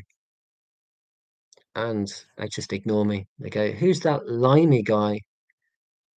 Like, I'm just being honest with you. I don't like your assumptions and symbols. But you could say, well, they're subjective. There's no right or wrong, and you would have a point. I'd argue against your point. I'd say you're wrong, but Um, my son has a game of aisle blockers. He takes something out of the trolley when they're not looking and puts it on a shelf. He's autistic too. Supermarkets are war. Supermarkets are war. That's a good album title as well. Everything is. That's not true. Right, let me catch up here. Oh, what is it? Just vanished. Oh, bear with me, everyone. Don't disappear onto a more interesting live stream just yet. Um, oh, come on! It just went straight down to the bottom. I didn't mean it to do that. Right. Oh, come on. Talk amongst yourselves, everyone. Um, Generic, boring music stores. Right. Okay. Um, yeah, generic, boring music they play. Yes, absolutely agree. Uh, if college professors, doctors, and other healthcare providers, we just end up with a lot of neurodivergence. Yeah, it makes a lot of sense. Singing is a stim for me. They're playing Duran Duran in the supermarket. It's just going to happen. I will sing quietly out loud. I'm starting to warm to Duran Duran. Main reason being that my daughter sang a Duran Duran song on stage at school a couple of months ago, and I can't remember the song, because the only Duran Duran song that I can ever remember is not Wild Boys, Rio, but she didn't sing either of those two. I find group chats are okay. Time, but it's exhausting. I'm fit for nothing for a few days. Yeah, this is why I don't go into the office as much as I can because I end up having to speak with people and they're lovely, but I get tired. So, Gigi, I'm the one sitting in the corner today, just listening and looking around in this cozy pub. Yeah, this cozy pub, the virtual pub, or you're in a real pub in the virtual pub as well. Uh, I never understood that saying it takes more muscles to frown than it does to smile. I have to use muscles to smile and have a resting frown face. Nicely put. Oh my God, don't talk about meetings, they're horrendous. Yes, I have to agree with that. Don't do the wrong face dance. Yeah, if you do the wrong face dance, you get judged. Sometimes I mask more if I get the vibe someone is uncomfortable around me. Yeah, you get that vibe. I don't think about that one because who would give you that vibe, or who would you give the vibe to? Thank you, Brian. I've been monitoring my face a lot at work in the past, and now people have to accept the unmasked version of me. Absolutely, Isabella. I'm mostly there. I can't drop the mask entirely because if I did, I would just go around sharing dad jokes and random facts, and that doesn't pay my bills, sadly. I'm working on it. Um, oh, there's a John Travolta emoji. That's brilliant. Well done, Jennifer. Um, Campfire by Riverside ASMR is my favorite, or Singing Water Bowl, or Handpan. Campfire by Riverside. Well, that sounds cozy. By thank you, Brian. Um, how we do? An hour and a half. Okay, well, I'm gonna. It's got 40. I've lost someone there because I hesitated. God, you're a brutal crowd. If I don't keep the flow, people just go, "Oh, I'm bored now." Out. Yeah, I'll keep going. Ooh, no hesitation. Um, anyone else feel as they're a total people pleaser but have been called selfish, arrogant, distant as a general experience in life? Me. Um, I feel like I'm always trying to adjust for the benefit of other people. I do like just obviously good things. I'm not an angel. I'm not like I was going to use a really old reference, Mother Teresa, stereotypically, you know, good person. Um, I'm sure there's a more recent example I could use to make the point I'm trying to make. Um, you know, I like to think I do good things, and yet people, I know they do. They just think I'm arrogant and selfish. I'm like, what? Am I? I and I mean distant. Yeah, I get that because I'm literally at a distance. I'm at home a lot, but that's mainly these days because I know I'm autistic. But and I just give myself permission to be at home as much as possible because it's safe space, and I'm with you guys, and I enjoy it. So if that means that I am literally isn't, but if that means I'm selfish, well, that's a new reason why people think I'm being selfish because obviously I've not been doing this very long. So all those years when people thought I was being selfish, that wasn't because of YouTube, because I wasn't doing YouTube. So why did they think I was being selfish? Because I was trying to fit in, I was going down the pub, I was masking without knowing that I was masking, and yet I'm a selfish person when I'm always people pleasing. I haven't figured that one out, Jennifer. Um, really, really good point to make. Um, Anyone else who feels they're total people? Oh, that was Jennifer. That was sorry, Jennifer was above. Excuse me. Sorry, Kay. Thank you, Kay. Um, yeah, good point. Um, Lily, I'm so bored. I was digging my hands in my face, but my brain saying, "Look, no, don't." I hope you're not bored now. I hope this is thoroughly entertaining. Um, I think you were talking in general. Uh, Fingernail tapping, chewing, and slamming objects and surfaces really gives me the ick. Um, Fingernail tapping, yes. Chewing, loud chewing, yes. Slamming objects on surfaces really gives me the yeah, slamming anything, loud noises, yeah. I'm with you, Christopher. Chris? All right, I'm a bit of a people pleaser. I get in trouble for not paying enough attention, being absent-minded. Yeah. I I I get into trouble, not trouble, but basically what I'm saying is my wife gets irritated when I'm not listening as I should, and that's not a comment on her. That's because I'm thinking about the capital of Bolivia when she's trying to remind me what I need to get at the supermarket.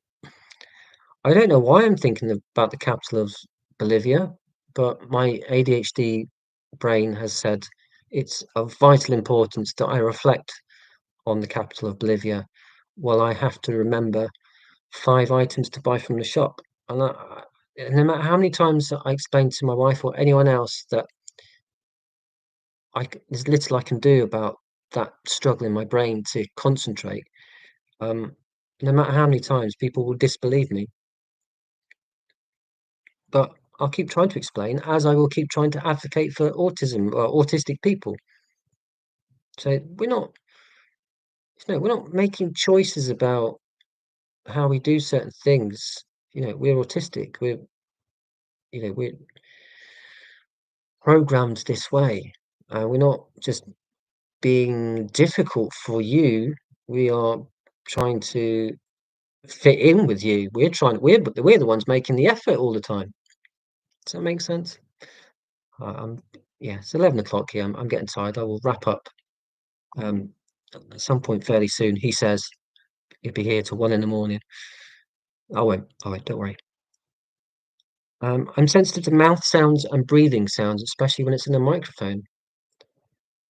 Yeah, I'm sensitive to mouth sounds, normally other people's words when I'm trying to do something. Ha, um, other people's words when I'm out in the public, trying to form my own words, and people then their noises distract me. There's a local supermarket with a fridge that's so loud that I almost expect to see Darth Vader coming out of it any time. Yes, it's not very autistic friendly, is it? I couldn't think of a witty Star Wars related joke in the moment. I'm sorry to disappoint you. If you have one, then put it in the chat and I can steal it and use it another time. The last time I tried to look normal and not sound like a weirdo at a social situation, I ended up telling everyone how much I love seagulls. I'm talking about seagulls for half an hour. Yeah, it's just the sort of thing I would have done. Yeah, I'm with you on that. I ended up boring my one of my brothers at my mum's birthday party 2 or 3 weeks ago. And I was talking about this, talking about YouTube, and I just didn't know when to stop. And I kept saying to myself, "I've got to stop this now." But I'm having fun. I think he's having fun, but I can't tell from his facial expression. Um, I don't think he was having as much fun as I was having. But he's my brother, and he's a really nice guy. So he didn't tell me he was bored, and nor would you. You would just politely leave the virtual room, and I would never know. Um, Squelching noises are the worst for me. Even the word squelching. Yeah, with you on that one, Oren. I'm sure there's a word to describe um, a reaction towards the way that a word looks on the page, but squelching does look pretty horrific, doesn't it? Maybe you disagree. Maybe it looks really comforting to you. I don't know. Um, the sleep cast on the Headspace app are amazing. Rainy Day Antiques is the best. A wee meandering story with a rainy background. Rainy Day Antiques.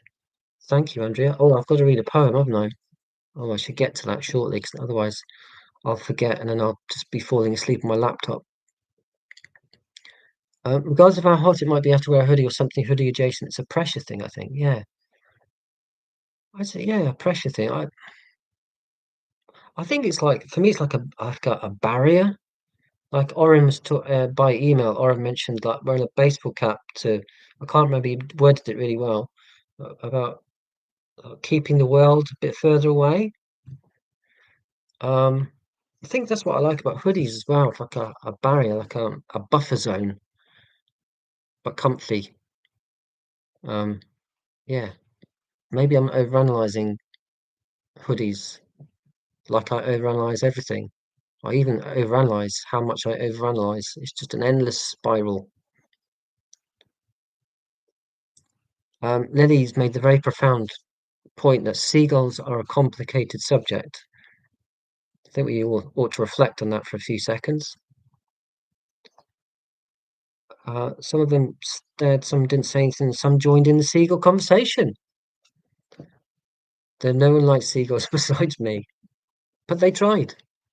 They tried to be interested in your seagull fascination. Um, well done. Yeah, I'm interested. I don't know anything about seagulls. Uh, God, I'm way behind the chat on the procedures. That was ages ago. Sorry, everyone. Um, buying buying plane tickets, renovating books for the night. Yeah, yeah, me too. I'll move on. I hate it. Um, I'm annoyed. I've got to go to the phone shop tomorrow to, a procedure. I have to have a conversation with someone, another conversation. I've only just found out that the tablet that I was convinced to acquire with my new phone contract, the tablet that I then gave to my daughter, she was very pleased about. Um, it stopped working after a month, and that was 8 months ago. So for 8 months, I've been paying for a tablet that hasn't been working. And now I have to go through the procedure of getting it fixed or just accepting that it's not working anymore. That's annoying. Um, Let me move on. People say to me it might never happen. I hate that. I reply, it already did. Yeah. Isabel, I don't think you speak weird, maybe because I'm autistic too.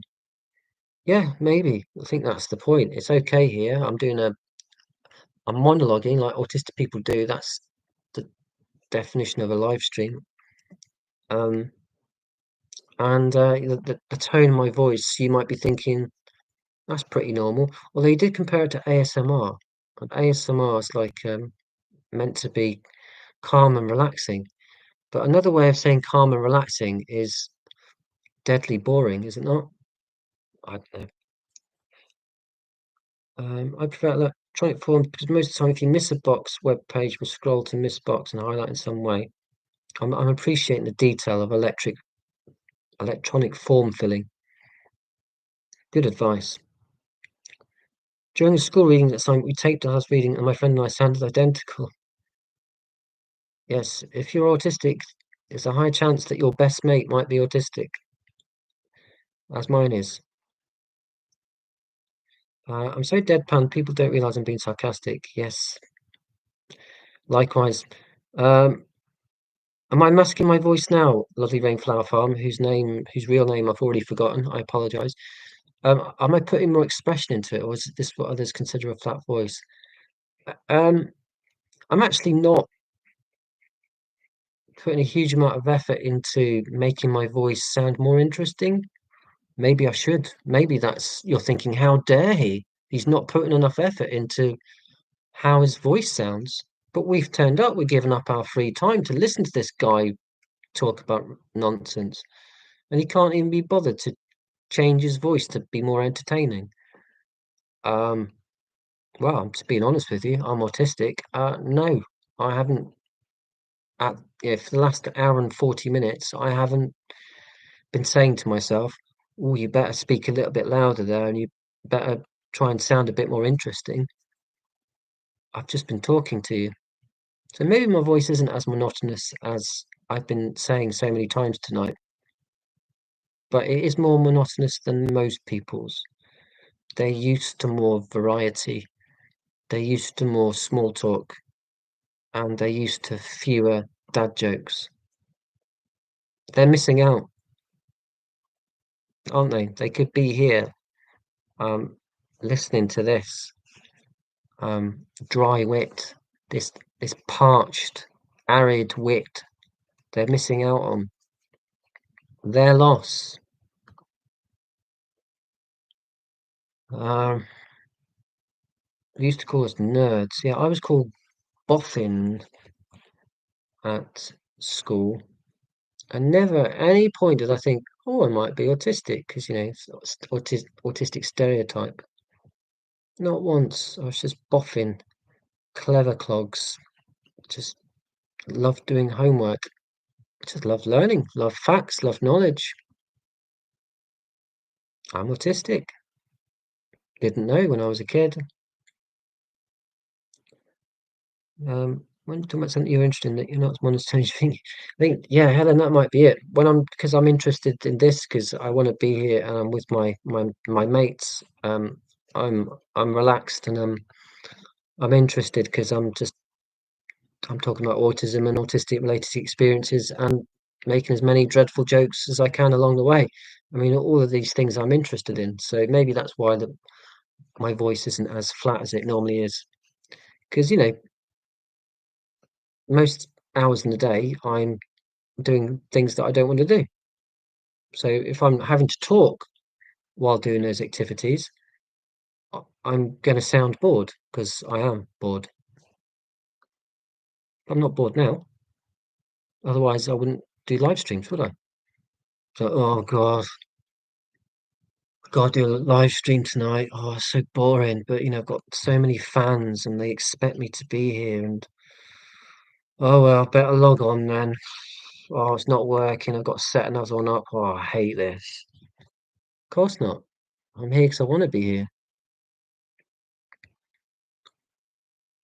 I mean, I'm presuming you're also here because you want to be here. No one's dared you to be here. Um,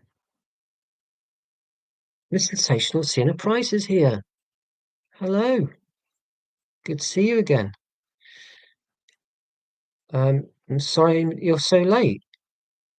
You're not late for anything. You don't need to be sorry. I'm not your teacher. I'm just pleased that you're here at all. So yeah, everyone say hello to the sensational Sienna Price. I can't just say the sensational Sienna Price without making it sound daft. Sorry. Um, Hello, Isabella. I'm doing great. Good. Um, Clive is if I can't stop laughing, or is it the cider I'm drinking? Probably the cider. Probably. But hopefully I've elevated the laughter a little bit. I also changed my speech. Speak German. How many languages do you speak, Kay? That's amazing. Sometimes my brain can't make myself understand what I'm saying, and that makes it very hard to translate. I'm struggling to translate that highly complex sentence. It's quite ironic, really, isn't it? Probably an indication of my tiredness. Not is absolutely not an indication of your word perfect English. I learnt Spanish in school, and I noticed when I speak it, my voice is different. My voice goes lower. Hmm. Is that an expectation when you speak Spanish? Oh, por favor. No, I'm just being stupid. Ecolodia has been very useful from a professional standpoint. Has it? Really? I want to know more about that. Um, God, the basketball fan, that was years ago, wasn't it? It literally was. No, I didn't. It was mortifying. Ugh. Um, Spanish is like naturally lower, more monotonous than English. I did not know that. It's how ignorant I am about languages. I live in England. We're an ignorant population. I said this in the last live stream. The empire has rendered us lazy. Oh, we conquered 25% of the world. Stole people's resources, burnt their houses down, did all sorts of horrible things to their people, and didn't learn a word of their language. And then we go on holiday to these places, and we still don't bother to learn a word because we're English and we conquered this place a long time ago. Arrogant, ignorant, population. A land of rain and prejudice. And you can call me a self-hating Englishman, and I will say, ah, you're wrong. I'm a self-hating Scottish/Englishman. I'm autistic. I like accuracy. I've got a Scottish dad and an English mum, so I am a mongrel. I'm a hybrid, which makes me sound like a car. Um, Sorry. MJ and I've been discussing. I've been interviewed when she asked autistic for 5. Oh, brilliant! Look out for that. So, Sensational Sienna Prize is going to be on MJ's channel. MJ's channel is called Zebra Not Horse. Check it out. So MJ's up in Stirling in Scotland, and that's going to be a, a great match-up pairing. So Sienna and MJ, brilliant. Um, yeah, people empathizing with the inability to recognize people we actually know, not just me. Thank you for making me feel better. Um, I found myself struggling to know, looking at even when I recognize, I just can't remember from where. Yes, I do that all the time. Um, it's actually one of those things you really need to drive home when you're teaching English to Spanish native speakers. Uh, okay, I'll take your word for it. Take your word for it. Talking about languages. Little autistic joke there. I've been greeted 3 times by the same woman this last week at the bus stop, and I can't recognise that she must be a neighbour. So I have to try and make small talk, pretending to recognise her. That'd be mortifying if it was your mum, wouldn't it? Like, I, I know you from somewhere. Oh God, you're my mum. That would be highly embarrassing. Laura, I didn't know what to say. I direct on my wife out of context last week. And Orange just justified my silly remark. See, it happens. Oh, talk about a doghouse. Yeah, you would have been locked in that kennel for months, Oren. How could you? Uh, you thank you, Isabella. I'd love to be a stand-up, but I just can't remember anything. So that's why I will never. I mean, aside from the fact that I'm not a tenth as funny as people who know what they're doing, I can't remember a 10-minute set, let alone like an hour set. But I'd love to be able to do it, but I just can't do it. My brain won't retain uh, scripts, song lyrics. I can't remember lyrics to songs that I love. My daughter listened to a song once. She can sing like all the words in the Hamilton musical, and there are a lot of words in the Hamilton musical. There's like loads of rapping, and then it'll go into like proper like singing, and then rapping again. Every word, and it'll be. It's like, how do you remember all of that? She'd do the whole musical in the car, and I won't be able to remember the chorus to a Radiohead song that I've heard 500 times, 1,000 times. So stand-up comedy, I would love to have a go at it, but I can't do it because I can't retain the information needed to be highly amusing.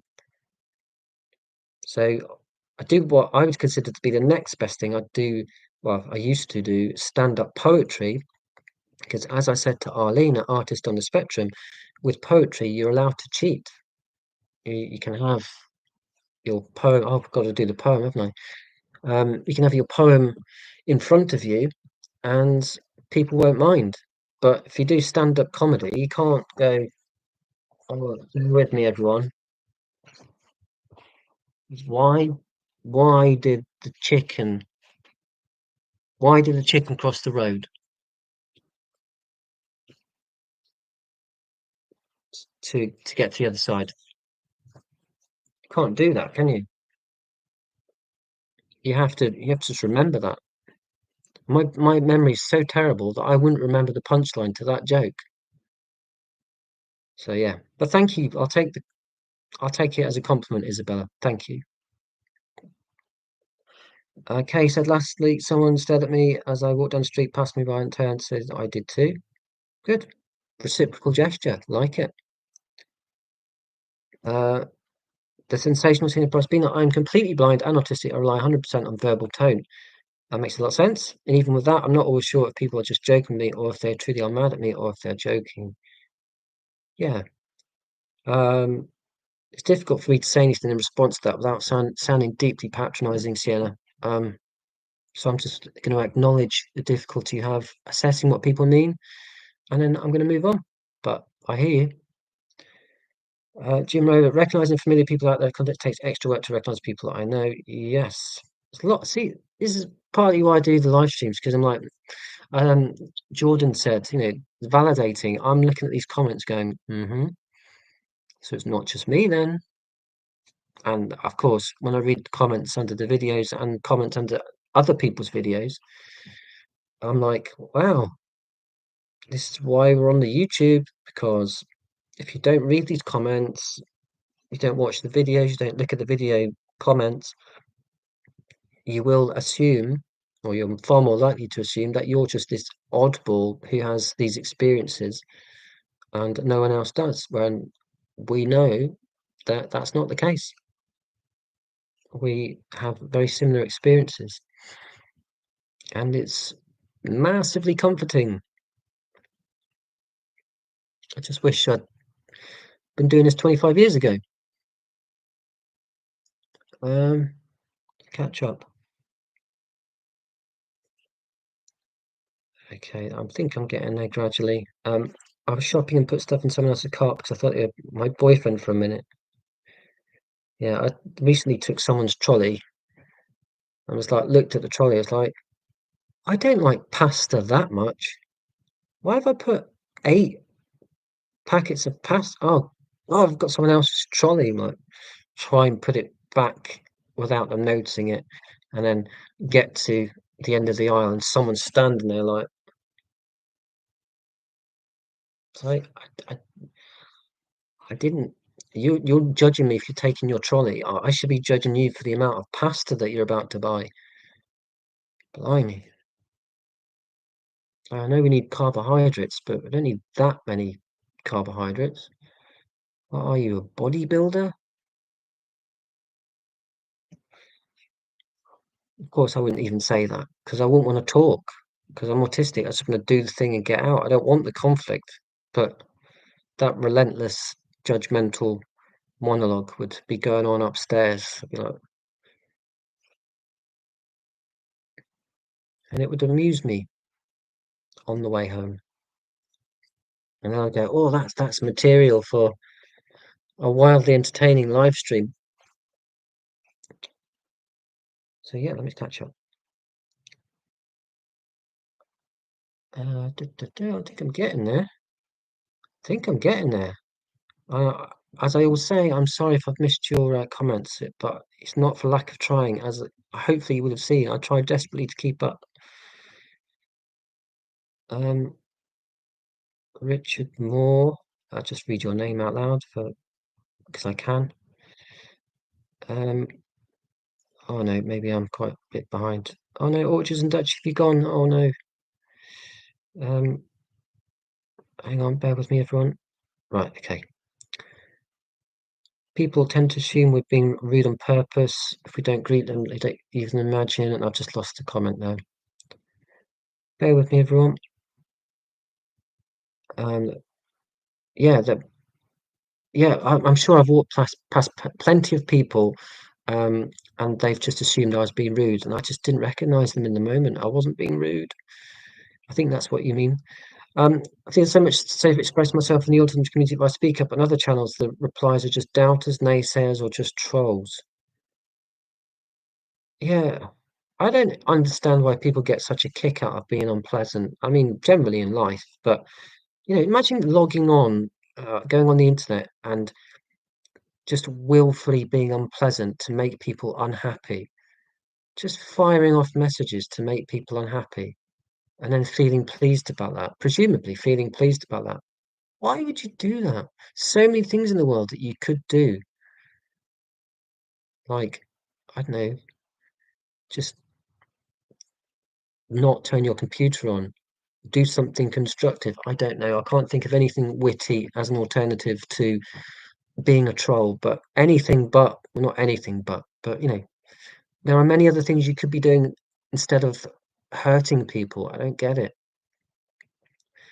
So autism that she went, God, it's 2 minutes to 1 already, blimey. Oh, yeah, crikey, yeah, 2 hours ahead, Finland, yeah. Um, God, yeah, that was ages ago. Yeah, Dominic, keep playing that in your head. Um, I was happy when I mentioned autistic in someone's stream, and his next stream, he had a long talk because he actually went and did research on autism between streams. Cool. Let me carry on. Brian Murphy writing down my campfire by Riverside just made me feel love for some reason. I'm happy if that's how you felt about me writing it down, but I appreciate the suggestion. So we both of us win. Um, yeah, cool. I'm going to check it out. So thank you again, Brian. Jordan, I'm always trying to adjust to other people, constantly feeling like a burden. Romantic relationships have been pretty sour for me. I've always been misunderstood and misinterpreted. Um, yeah, I completely identify with that.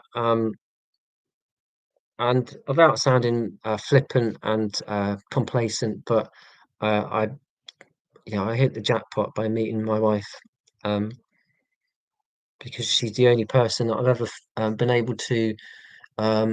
People call it like sort of parallel play, where you can just be in a room with someone, they're doing their thing, you're doing your thing, and both of you are content with that. And she's the only person that I've been able to do that, like do a separate thing, but me not constantly think, oh, I've got to say something, I've got to be entertaining or do this, do that. She's the only person where I've just been able to be like, without feeling anxious. So on that basis alone, we were meant to be together. But I appreciate that does sound horribly flippant and complacent, and I'm very lucky. So yeah, other than uh, my marriage, my love life is absolutely woeful. For your information. Yeah, if you want to know more about my love life, well, it'll be a very quick explanation because it's other than my marriage, it's pretty non-existent. Which I would say is a lot of it's down to the double empathy problems. Not me being a problem because I'm autistic. It's just I'm on a different wavelength to most other people. And when you're, the whole point of being in a romantic relationship is that you try to establish a wavelength. But if you're autistic, you're up against it. If you're with a neurotypical person, there are going to be challenges, not insurmountable, because I'm married to a neurotypical person. It can be done. I'm not making out that I'm somehow talented. I'm just saying it can be done, but it's it's difficult. Um, God, that was an awkward hole to dig myself, wasn't it? Moving swiftly on. Sensational seeing the prize have been called selfish, manipulative, spoiled, and so much more. Well, it's not much consolation, Sienna, but those words seem so ridiculously inappropriate, um, if only based on our, admittedly limited exchanges on the internet. But I don't recognize those words next to your name. I just think it's ridiculous and offensive, but I know that's very small consolation. Richard Moore, self-care isn't selfish. Yes, I had to learn this from Paul, the adult with autism.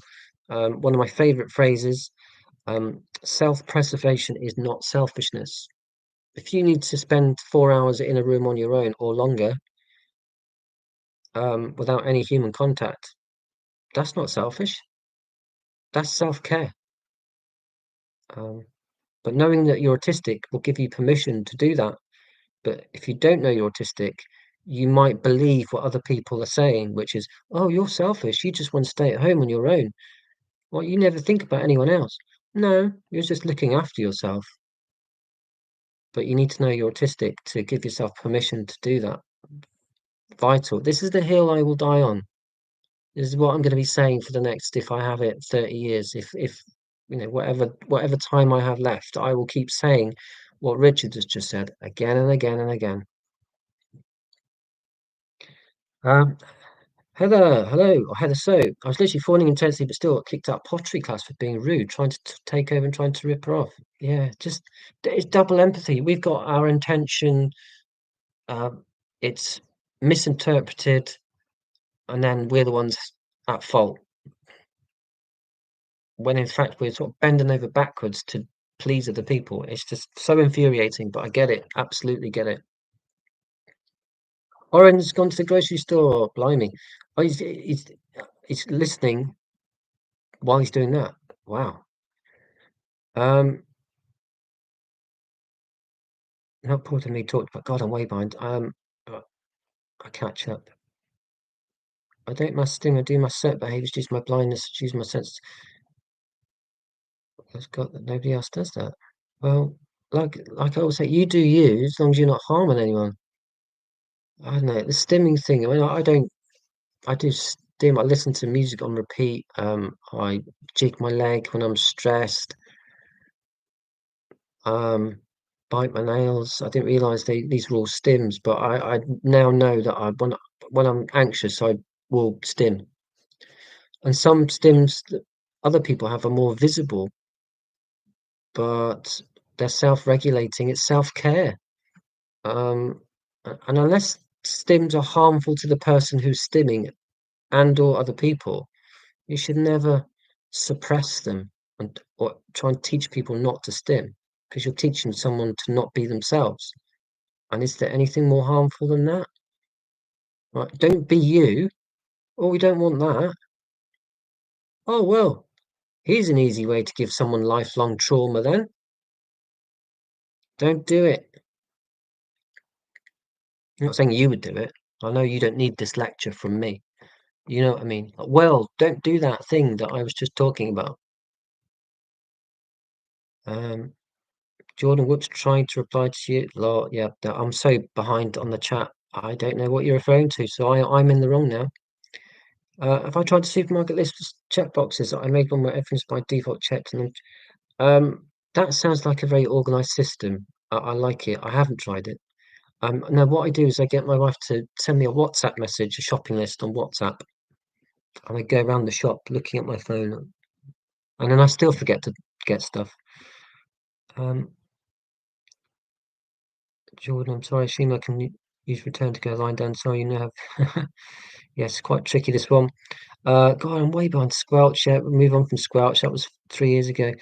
Um, the word poop is interesting. When saying the word, your lips do the action that your bum does. Richard, I'm sorry that that was such a delayed reaction from me because you made that comment so long ago. Um, that's the content that I'm here for. The word poop is the same action as your bum. Richard, I salute you. Well done. Um, Seagulls are actually humongous. They are. They're massive. I live in the middle of England, and there are loads of seagulls, despite us being landlocked. We're not by the sea, and yet the seagulls are here. And where I live is quite famous for having lots of seagulls, but it's landlocked. It's in the middle of England, and they are massive. A lot bigger than I thought they would be. Can't stand being the grocery store. Many reasons why I go up to independence. Prove blind people. Oh, well, fair play. Prove people wrong, Sienna, as you keep doing, I presume. That sounded horribly patronising. I didn't mean it to be.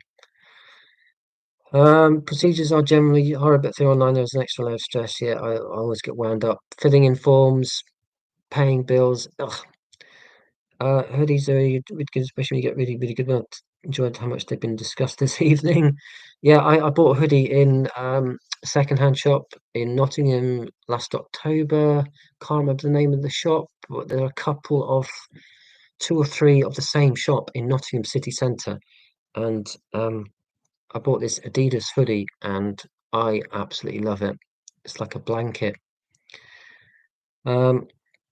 Love seagulls. We're just lucky as they're plentiful in Scotland. They are indeed. I was born in Shetland, and there are lots of seagulls. There are lots of puffins there. And I said the word puffin just as I reread the word boffin. How about that for a random link? Um, that's good. Glad I didn't feel the need to mask my voice. No, but I'm losing my voice because I've not got a glass of water, so I might have to wrap up soon. Which, if you've got something useful and more interesting to do, you'll be pleased to hear me say. Um, Kerry, apologies, Kerry. Lovely rainflower farm. Jim Robert, seagulls are underrated and phonetically so close to eagles. Yeah, eagles kind of these impressive, like American symbol of power, and seagulls just nick your chips. But actually, they're quite closely aligned, aren't they? One has this sort of mystical, symbolic presence, and seagulls are just known as, rats with wings, which I think is pretty unfair on the seagulls. Not that I'm necessarily a strong advocate for seagulls, to be honest. They have annoyed me quite a lot. Well, not quite a lot, but uh, you know, when I buy chips, I want to eat them. So maybe I am selfish. I used to think I was a people pleaser, but actually now I'm starting to think I don't like sharing my chips, so I'm quite selfish. Maybe that's why people have disliked me so much over the years because I don't share my chips. It's partly why I do the live streams. So because like therapy, you don't realize the truth of things, some things, unless you verbalize them. Um, when I've realized that I don't have friends because I don't share my chips, well, I just convince myself that's the truth. I like a hug, not seagulls, I like a hug. Huggies, hoodies, and you can hide in the hood and block out light. The pockets give your hands somewhere to go, but they have zip so they could be removed quickly. Well, this one doesn't have. I hear what you're saying. Don't tend to use the pouch, the kangaroo pouch, very often. Um, but I will confess, even when I'm indoors, sometimes I'll put the hood up and I'll look like someone loitering at the end of a subway, waiting to rob your phone. But that doesn't matter because I'm indoors on my own. Uh, I'm not going to rob anyone's phone. I've robbed mine, but it belongs to me, so it's okay. There, check I'm still looking handsome. Russell, he's still here, blimey. Um, called the Boffs by the mainstream light. Yeah, the Boffs. I was called Boffin, but I wasn't. So you had nerdy friends. I was just on my own, really. Same as it ever was. David Byrne, also autistic, Talking Heads. Um, yes, hoodies like a hug. I said that yesterday, didn't I? Blimey, I'm way behind still. Um, sensational scene, but I rediscovered that they open super high masculine life, but can't mask around music, either dance or sing or do it all or tap all at once. Yeah, why not? I haven't devoted the last 9 years of my life teaching English. I've lost most of my fluency in German.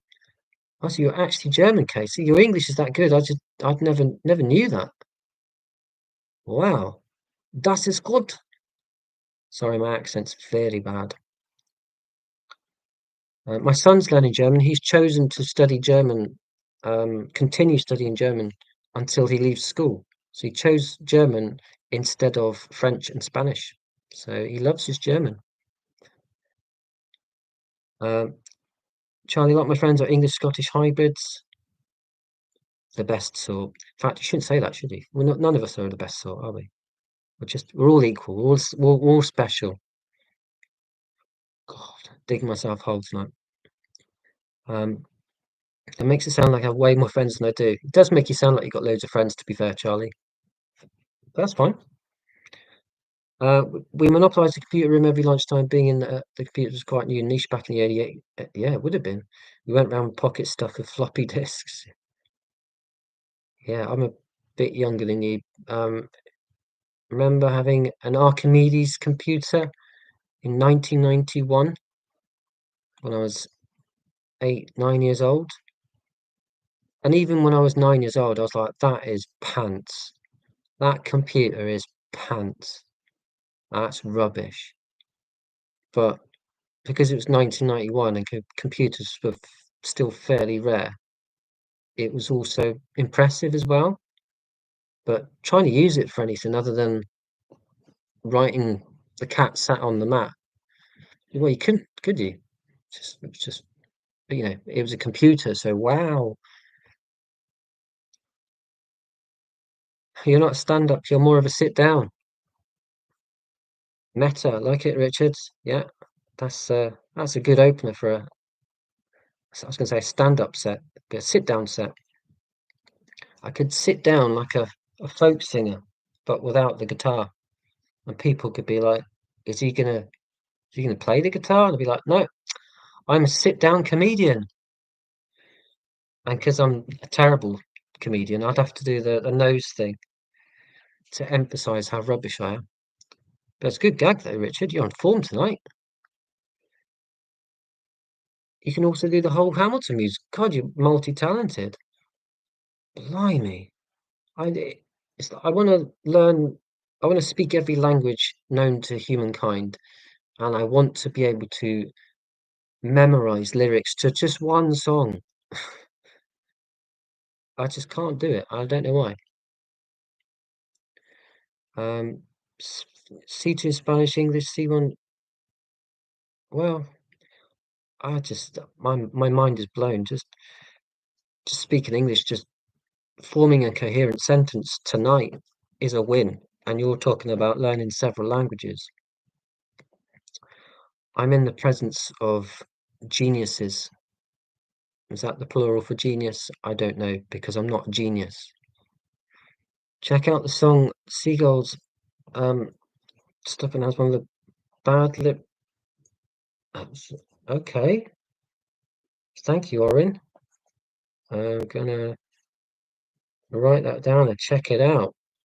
Thank you. Um, did used to know all the Hamilton songs when I was about 15. That was listened to. I was studying for my FPP GCSEs, not FPP. Oh, you've corrected yourself. Yeah, right. So I didn't know it was on the syllabus. I mean, my daughter just, really likes Hamilton. But yeah, cool. I mean, I think I get how it could be a way into learning about um, American history. Um, it's pretty dense, isn't it? Some of the lyrics. I mean, not dense in stupid, but dense, like lots of historical subtext to it. Um, so I suppose that's how they can justify teaching it at school, or maybe I'm just overanalyzing as usual. I can do most of Hair and parts of Jesus Christ Superstar. Wow. Um, I kicked your monkey and I used your goat, the version of somebody that I used to. Okay. Uh, it's a Gautier song, somebody that I used to know. Yeah, anyway, cool. Check that one out. Yeah, talk amongst yourselves. It's fine by me. Oh no, I've lost it. Jesus Christ Superstar. Jesus Christ. Oh, Jesus. Right, I'm getting there. Lucy, hello. Um, yeah, sorry if you don't. Well, don't be sorry. No, you didn't say sorry. I'm saying sorry. Better late than never. Um,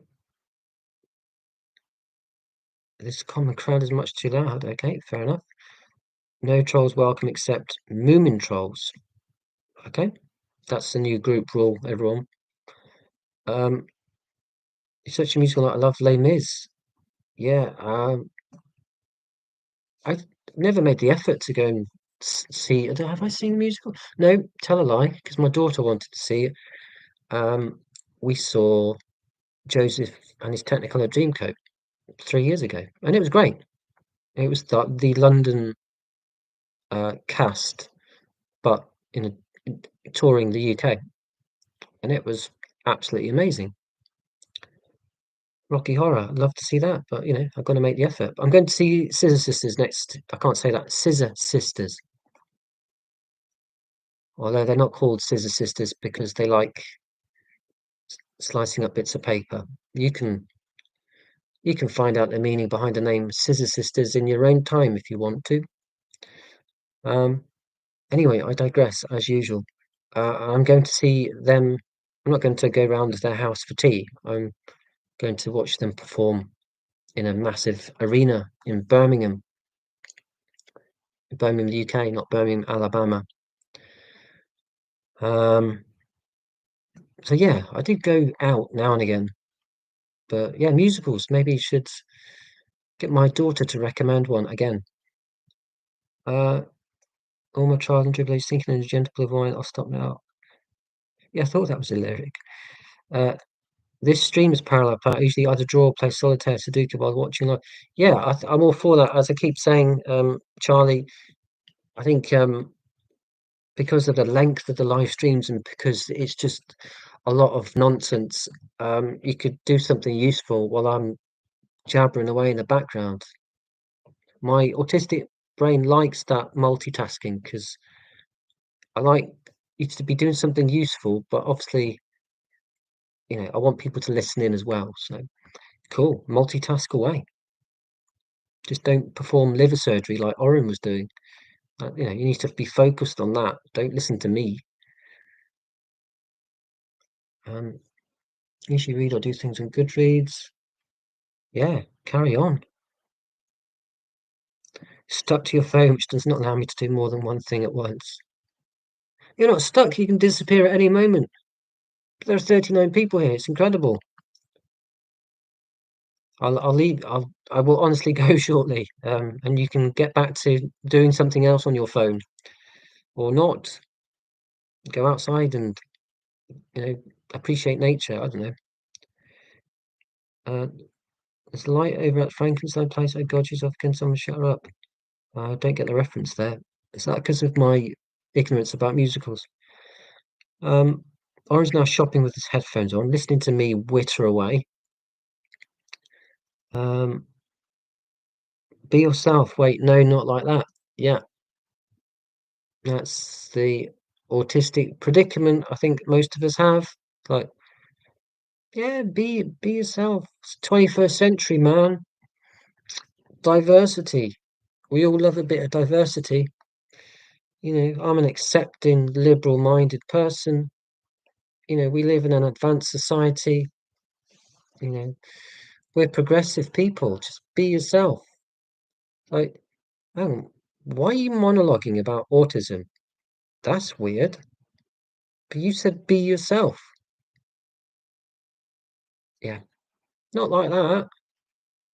I want you to do small talk and be superficial and appreciate gossip and say things you don't mean. Oh, okay. Don't know where to start with that. I think I'd just rather be autistic if that's okay with you. Yes, of course, because we're progressive and liberal-minded and open-minded and progressive. But don't be too weird about it. Okay, fine. Um, sorry, you can see I've got a bee in my bonnet about that. See, we can do idioms as well. We're so multi-talented, us autistic people. They say, oh, autistic people, they all, literal-minded. I've just used an idiom there. Bee in my bonnet. Mark's here. Hello, Mark. How you doing? I'm very late to the chat catch-up, so yeah. Sorry about that, but yeah, good to see you, mate. Come up to the lab and see what's on the slab. Okay, will do when I've got 5 minutes. Seagulls come in when it's really windy at the beach. Yes, I think that's correct. Although they also come in to where I live, not my house, and it fly into my house. Although a pigeon once flew into my house, and I was more terrified than I should probably let on. Um, yeah, anyway, seagulls do come in when it's windy at the beach. They also come in when it's absolutely calm as it can be into the city centre. And one of them pooped on me while I was standing in a queue with my daughter who's going to get her face painted. I might be making it up. Anyway, I got pooed on by a seagull, and it was a very calm, nice day. No sea or wind nearby. Good morning from a seagull-free part of Australia. Good morning, Kayleen. Yeah, God, what time? I was meant to read a poem about an hour ago. I don't know why reading your comment has reminded me of that, but I'm going to read a poem. Yes, but I keep playing catch up with the chat. Thor Dog is here. Can you say barbecue bacon burger when you reach this message so I have something to listen for to know where in the chat you are? I've said it now. Yeah.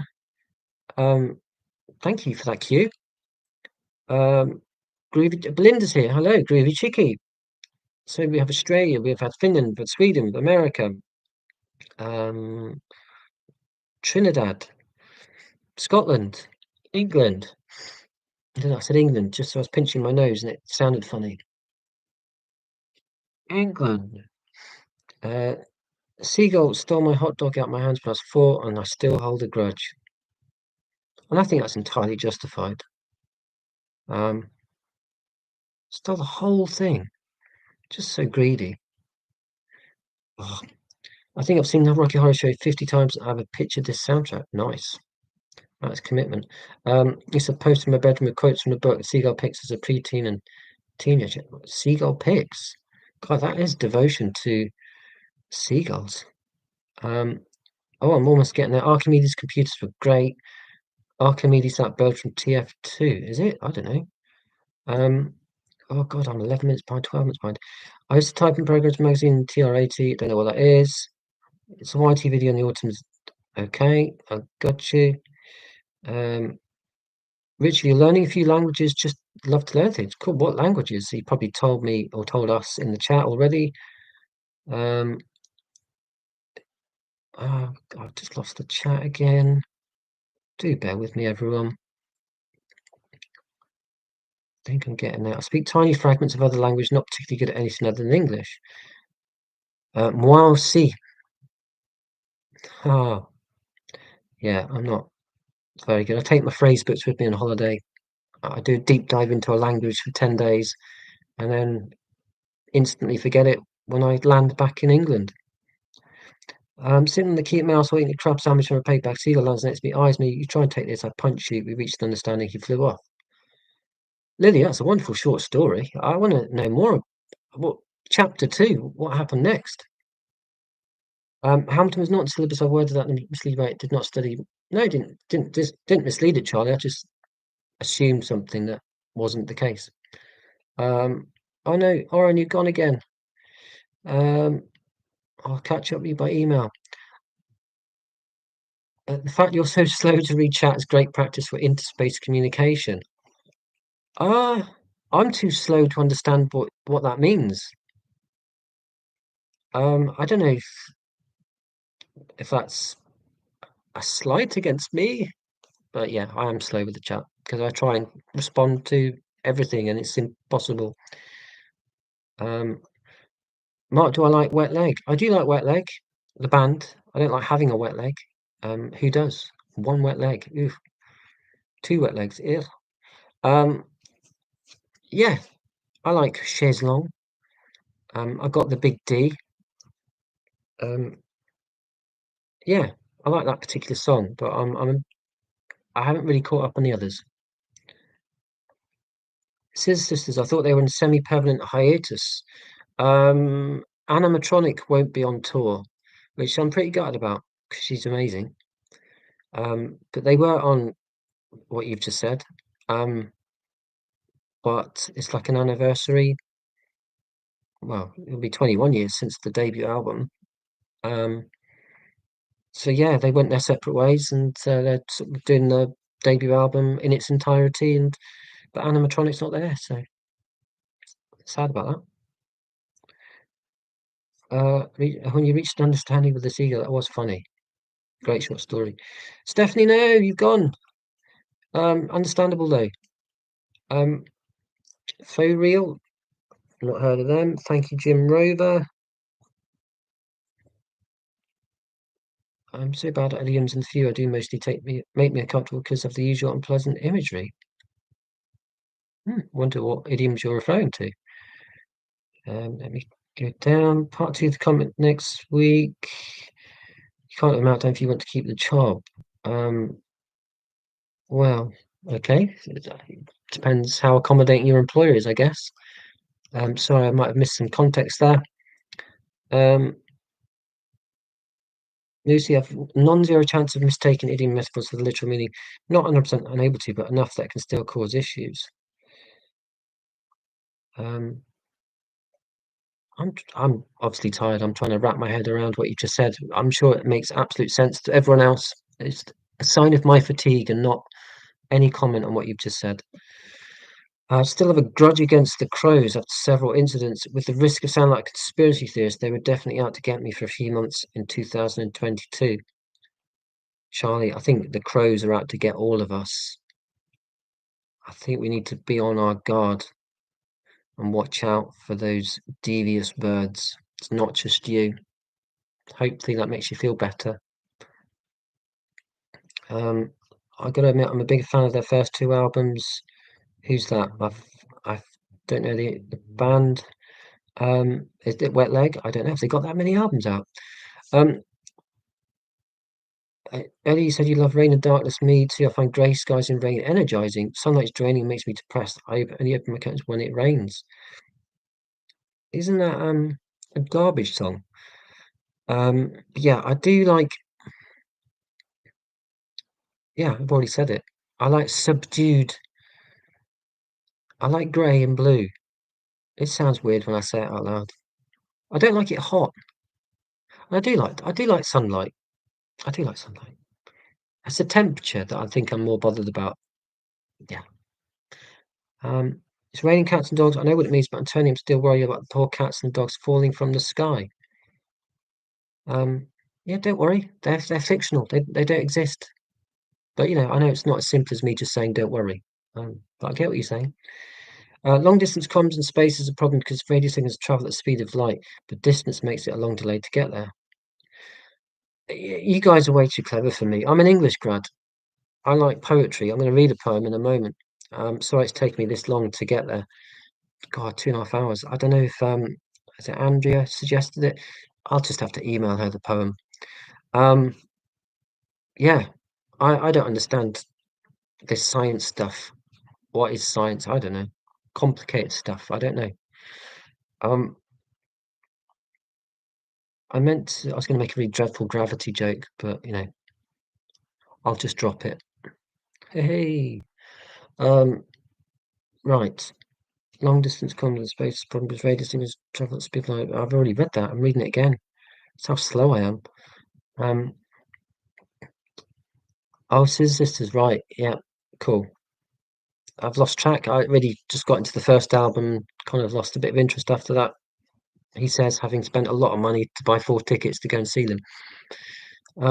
Cats and dogs falling through the roof back when we had thatched roofs and they would sleep there. Yeah, and I was trying to remember the origin of that idiom, and that's basically it. Yeah. I was about to write an explanation of my joke, but someone got ahead of me. You win again, Gravity. And poem. Wow, it's taken me 2 hours, 20 minutes, 28 minutes to catch up with a chat. And believe it or not, that's probably a record for me. Sorry it took that long. Right, you're not slow, I'm just in a different time zone. Um, Andrea, you're here. Fantastic. I was feeling bad about you might the fact that you might not be here, but you are here. So I'm going to get to the poem. I'm going to read a soppy poem, if that's all right. Um, is that all right? Deeply meaningful poem. Well done for making it to the end, in brackets, for now. Anyway, let's get to the poem. It's about my daughter. It's for my daughter. And it's called Emo Character Arc. I'll put the name of the poem in the chat. And I actually entered it into a competition. That's not because I'm feeling particularly hopeful, but I thought, why not? Oh, Lily, okay. I can share the poem another time. Achievement unlocked. Right. Here goes. So, emo character arc. Um, A poem for my daughter. I read today that fathers pick up children only to let them down, and I know I'm going to think about this every day for the rest of my life. Last week I was so sad that I couldn't even pretend to be a dad, let alone a good one. The pain in the world was too much. I didn't expect you to understand, but at least you made me smile. Afterwards, after that time in town during Christmas, when it felt like I was on the wrong side of a portal, you made me smile when you remembered my emo character arc. I know I'm going to let you down again. I know the world will be too much, though you'll be there to remind me I have a part to play. And if I have to pretend to be good at it, that's what I'll do, just for you. There we are. That's the poem. Um, I can do dad jokes if you want. Well, that was a dad serious poem. Um, so yeah, thank you for that. I didn't really write serious poems about a year and a half ago. Um, and then the genocide started and kind of warped my mind really. Not not been the same since. So and also I think the snapping fingers, yeah, the clicky thing. What trendy hipster poetry crowds do, is it? Is that what they do? Um, Thor the dog. Wait, what genocide? I'm hoping that's an ironic question. Um, the one in the Middle East, that one. Um, anyway, let's move on because let's keep it light. But I've just given you context for the poem. That poem was written about a time when I was not feeling very well mentally, because of what I've just mentioned happening elsewhere in the world. Um, Bye, Lily. Um, so yeah, but yeah, up until then, tend to write the silly stuff. But I kind of get it now why I wrote the silly stuff because writing serious poetry, it's just a very vulnerable thing to do, isn't it? To write about your feelings and then share it with the world, or share. When I say the world, I mean what, six people and a dog in a very small venue. That's like a massive poetry crowd. Not sharing it with the world, you're sharing it with a few people who've been dragged to a poetry gig. Um, oh, thanks, Charlie. Um, yeah, writing is cathartic. Doing this is cathartic. Yeah, I think. I mean, poetry sort of traditionally is seen as a way of releasing emotions, but I never saw it as that until like 18 months ago. I just saw it as a way to sort of make jokes, basically. Um, so yeah. Oh, Lily. Yeah, said goodbye to Lily. I'm going to wrap up very shortly, everyone. Sorry if you're having fun. Um, I'm having fun, but it's 5 past midnight. Crikey. Um, yeah, I'm gonna have to go to sleep. Um, which is what you tend to do at the end of the day, isn't it? You didn't need me to actually spell it out. Um, Thank you, Jim. Yeah, thank you guys a lot. It's great therapy you can share. Yeah, and obviously I wouldn't be doing this if I hadn't realised in my 40s that I'm autistic. Obviously, but neither would I be writing deeply meaningful poetry.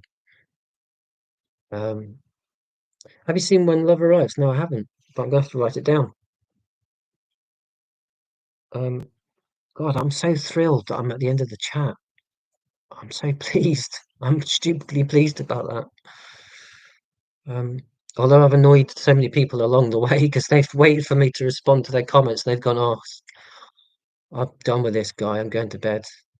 But I just, I know I keep saying it, but I find it frustrating that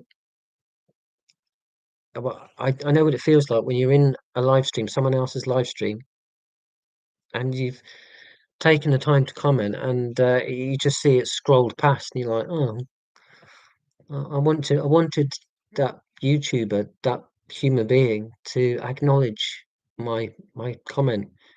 I'm not necessarily expecting them to riff on it for 10 minutes like Neil does, and then gets so far behind in the chat he loses his mind. I just want to see a little acknowledgement, not just the chat goes past. But then if you're very popular and there are 100 people in the virtual space, then obviously it's high chance that your comments will not be acknowledged by whoever's hosting the live stream. But yeah, I do try because well, I'm not going to make a joke out of it. I just like to, yeah, try to make people feel included and annoy them while taking my sweet time to get to the end of the chat. Anyway, we made it to tomorrow. Yeah, it's tomorrow today. Um, yes, technically that's not possible. Link to this beautiful poem. I don't know if I've actually shared it on my website. I could be really egotistical and put my website in the chat. But it's on my video descriptions anyway. But people don't read video descriptions. I've realised this, which is fine because you're there to watch a video, not read an essay. But I don't think this poem is on my website. Sorry, but you can read other poems. Um, Stand Up to Her, yeah. I enjoy Pablo Neruda quite a bit, not terribly familiar with yeah, Neruda's great. But although I'm not going to pretend to have read lots of his poems, I do love an ode to an onion or an ode to the onion. That's one of my favourite poems. So Neruda, yes. I won't say words of support for what the poem is about, but I don't know how. No worries. Thor the Doge. I was one reason why I steered clear of serious poetry because I didn't know how to say what I feel about things. It was just easier to tell jokes. But combination of autism, realization slash diagnosis, age, and certain events, stir it in the pot, and I'm like, I've got license to just say what's going on in there now. I don't need to be Mr. Funny all the time. I'm just gonna blurt it out, and then for my own sanity, if people connect with anything I say, then that's kind of a bonus, really. A bit like the YouTube videos, in a way. Like, yes, I want to be hugely adored by the masses. Um, don't we all? Maybe we don't.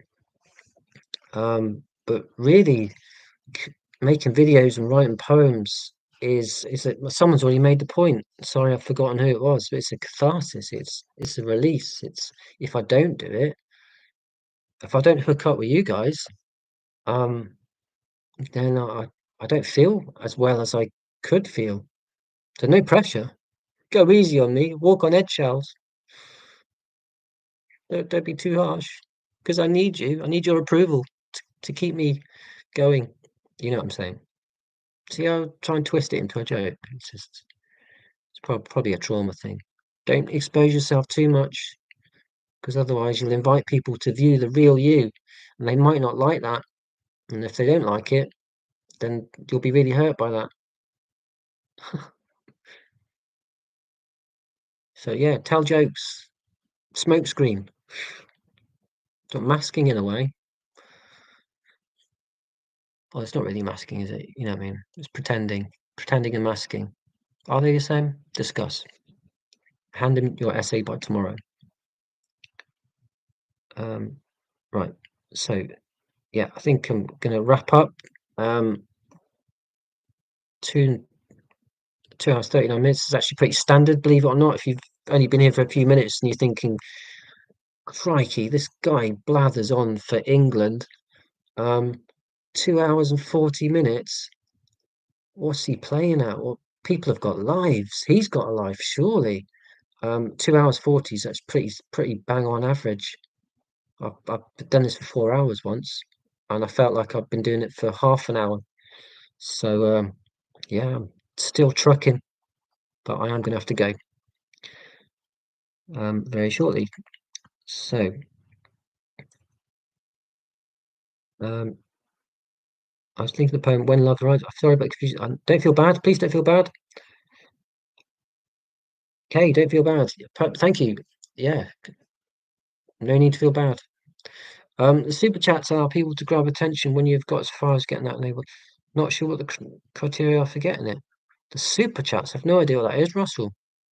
Does it help with the chat management? Is it something that is it like a bonus level on YouTube, like a computer game? I don't know.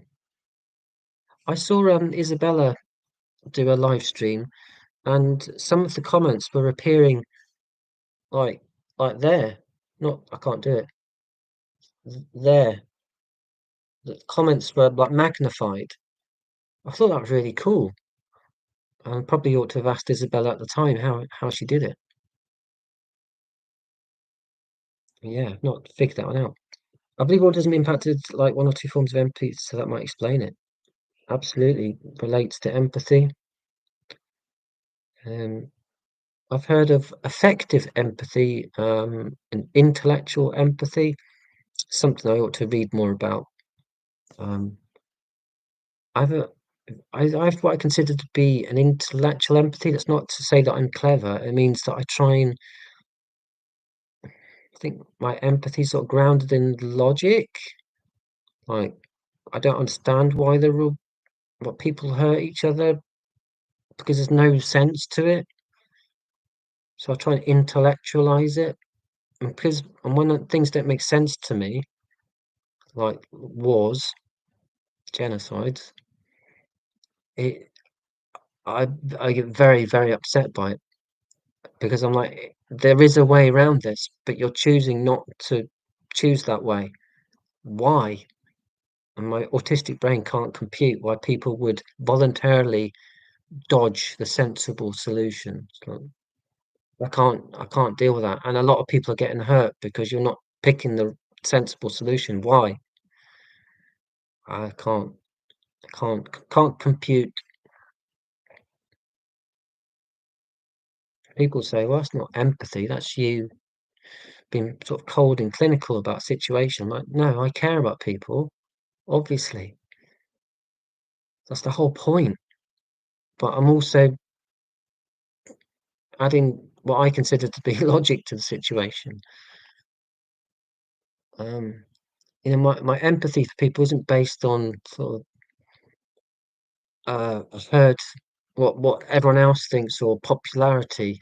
Um, it's based on sort of my own sort of moral codes. Like I think that's quite an autistic thing to say. Like we're guided by our own sort of code, and what we thought through, like our own sort of rules. Which is why one reason why we struggle to cope in the world because people would rather that we fit in our boxes and follow rules that might not make sense because it suits them. But we're the ones saying, well, actually, that doesn't make sense. Your rules don't make sense. I'm not comfortable with your rules. The very fact that we voice that objection and say, hang on, I'm not following that, that marks us out as so-called troublemakers. Um, I've seen this in the workplace. I've learnt the hard way. I've not been malicious, I've not been selfish, I've not gone out my way to be hurtful for the sake of it. I've just been honest and found out to my cost that that honesty is not the done thing. It's like, why? I'm a human being, I'm an adult, I've got my own views, I've thought them through. Who are you to say that they're not right? Random hierarchies and egos. If you think I've got an ego, you haven't met some of the people that I've met. Not only have they got egos, but they're malicious with it as well. I'm pretty sure you can identify with that. Not that you're the malicious egotist. I'm saying, do you know people who are like the people that I've just described in a rather cryptic way? Moving swiftly on.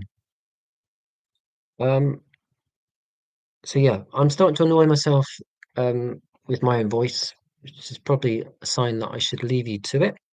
But this has been a blast as usual. Um, yeah, I've had really good fun. I love doing these. I know it's massively indulgent, but you know, no one's dragging you here.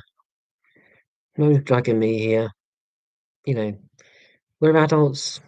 We choose. It's a hangout. It's a pub. It's a cafe. It's a cozy chat. It's a cozy monologue, but really, it's a chat. Um, and I am just going to mop up, which is not the right way to term it, but humour's my go-to for coping with hard things. Probably right. Yeah, dark sense of humour, coping mechanism. Understand that. Humour helps a lot of trauma. Yeah, if you don't laugh, you'll cry. That sort of thing. A lot of truth in that. Super chats using money to buy a chat. Buy a chat. Buy your chat. I wouldn't give you money to share your thoughts. I just want to share. I want to hear your thoughts for free. Am I getting confused again? Oh, that's someone using OBS for live streaming. Okay. Super chatted. Oh dear, that doesn't sound good. Who's that? Um, I don't know how to do the super chat thing. No, me neither, clearly. Cognitive empathy refers to reasonings and logic behind people's motivation. Yes, I think that's what I'm doing. Like I said, I'd like to do a deep dive into empathy. Not that I obviously I empathize anyway, but you know, understand the different terminology. This is a very autistic thing to say. I need to know the information about empathy so I can categorize the forms of empathy in my mind because I like to be informed because I'm autistic and I like clarity and being able to make decisions and form views based on information. Andrea, say goodbye if you've not gone already. Um, yeah, safe trip. You don't need to go anywhere. You're in your own house in Forfa. Anyway, thank you for suggesting that I read a poem. And thank you for your patience waiting for me to read it. And thank you for your comments, if you've not already gone. Emotional empathy refers to the ability to relate to other people's feelings and sometimes emotions. So, yeah. So cognitive empathy, emotional empathy. Okay. Thank you.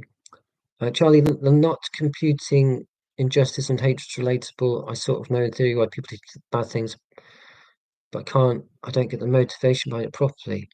Yeah, me neither. I can't wrap my head around how people can be so wicked towards other people and then sleep at night. It's like, what? I I mean, I've done bad things. We all have, I'm sure, but I will overanalyze a conversation I had in the supermarket and feel like the worst human being. And yet people can sanction the most horrific crimes and go on the television and be smiling about it. I'm like, I'm worrying about a chat in a supermarket and you've just allowed thousands of people to be killed.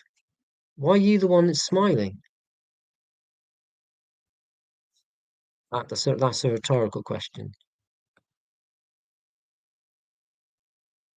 Yeah, I don't get it. Right, let me bring this to a close. I keep saying this. Um, they have egos with seagulls on them. Do they? Hmm. Thor the Dog, good night. If you've not already gone, thank you for being here. Um, Google what enables super chats and YouTube live streams. The AI gives comprehensive explanation. Um, I am very tempted to share a funny story about AI, like a bonus thing to end with, but I can't do two things at once. What enables super chat? Thank you, Russell, as always. So I'm gonna get there. Let me just see how many comments there are. Um, Sorry about poor grammar. English is my first known language, so I really have no excuse but my clumsy fingers. No worries, Charlie. Richard's been swelled, but the swelling's gone down. He's on top form, this Richard. Richard, do a live stream, please. If you've not already gone, I'm begging you to do a live stream. I'm not begging you, but I'm asking politely. Okay, thank you. If that's you thanking me and then going as well. Moosey, oh, you're saying that because I've just said we're going, yeah. Thank you, Ari, and Moosey as well. Thor the Dog. In Europe, I don't believe they should Google's AI responses. Don't know about England though. I think we're okay with that. Like I said, I've got a funny story, but can I be coherent enough to share it? Thanks to everyone. Hang on. I'm saying that's why I'm giving the definitions. Yes, very helpful definitions, I have to say. Pardon, hello, you can't stay long, but I'm here for a cozy chat. Pardon, that's fine because I'm going to wrap up shortly. You've given me permission to share the story, which is probably not as funny out loud as it is in my head. Um, I know. But you said, oh, it's ending anyway. That's time zones for you. Yeah. No, if you're still there, I will share the story and then wrap up. All the people you know. Cool. Thank you, P Love 7. It's been an enjoyable stream as usual. I do try to please. And what was the story? Really, really quick then. Um, I accidentally used AI today because I was writing. This is really convoluted, but I'm going to try my best to keep it brief. So I I was writing a review of an album by a Danish duo called 100% Wet. That's the name of the band, and that's the name of the album. And one of the songs on the album is called Two Packs of Red Apples. So I Googled two packs of red apples and then Hans Christian Andersen because I thought that two packs of red apples might be a Hans Christian Andersen fairy tale. Yeah, because he's from Denmark or was from Denmark and 100% Wet are from Denmark. So I put this into Google and then it generated an AI response. And here is the AI response. It said, it sounds like you're looking for a simple two packs of red apples and not a reference to Hans Christian Andersen's work. If you're in a store, you can just ask for two packs of red apples. Who knew that AI could be so patronizing? You believe that? I put in a Google search and AI says, don't ask me, just go to the shop. I'm trying to do an album review, not get my groceries done. For God's sake. It's called artificial intelligence because it's stupid. It's not actually intelligent. So anyway, that's my funny true story to end up on. Although guys like said, how many light bulbs was that answer? Well, how many light bulbs was that? What does that mean? How many light bulbs was that answer? Am I missing a joke there? I'm lost there. Sorry, I'm being stupid. I'm being artificially intelligent. Artificial unintelligence indeed. I thought you would have typed in wet and two packs of red apples and AI would give you a picture of that. No, I thought it'd be a bit more clever than that. I think, oh, well, not clever, just I genuinely thought two packs of red apples might have been a fairy tale. And I was then told by AI to seek human advice about what fruit I might want. It's like, no, thank you. I can just walk out the front door and go to the supermarket, but I don't actually want 2 packets of red apples. I want material for a witty music review.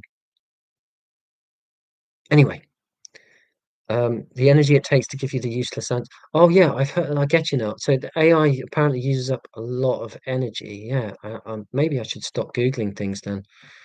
I get you. Thank you guys a lot. Yeah, that makes a lot of sense now. Yeah, I did. I read this a couple of days ago. Yeah, Moosey. Yeah, it uses ridiculous amounts of power. It's not good, is it? Um, yeah, I was going to say I'm going to have to Google that, why it uses so much power, but then I'm going to end up using more power to find out why more power is being used. Oh, it's so hard being autistic sometimes. Why do we always want to know why things are? Um, the Hans Christian Andersen song "Earworming in My Head Now." My dad used to sing it a lot. I guess he was echolalic. He probably was, but I wouldn't know. Um, I guess in the supermarket, your music questions. Um, yeah, let's do it that way around. Funnily enough, one of the people at my local supermarket is a really friendly person, she probably realised I'm autistic, so she doesn't lay in with the small talk as much as she used to. I think she's cottoned on. Anyway, found out that she's a fan of a band that I like, and I'm going to review their album next week. And I'm going to mention this to her because it's a special interest, and it's easier to have a conversation with someone when it's about an interest that I have. And they're an English band called Turin Breaks. So she likes Turin Breaks, and I might mention Turin Breaks to her, and I might ask her about music as well as buying my food. I think the story's enough material for the view. Tell you what, Russell, it was no, Richard, excuse me. It was a whole paragraph. The band will not be impressed because basically I've used up valuable space to talk about this silly AI episode and not about the album. But I just couldn't resist, so it's gone in. Um, so anyway, dot to go is AI, but you might have to click about to use it so it's less awful. Dot to go. Okay, thank you, Musi.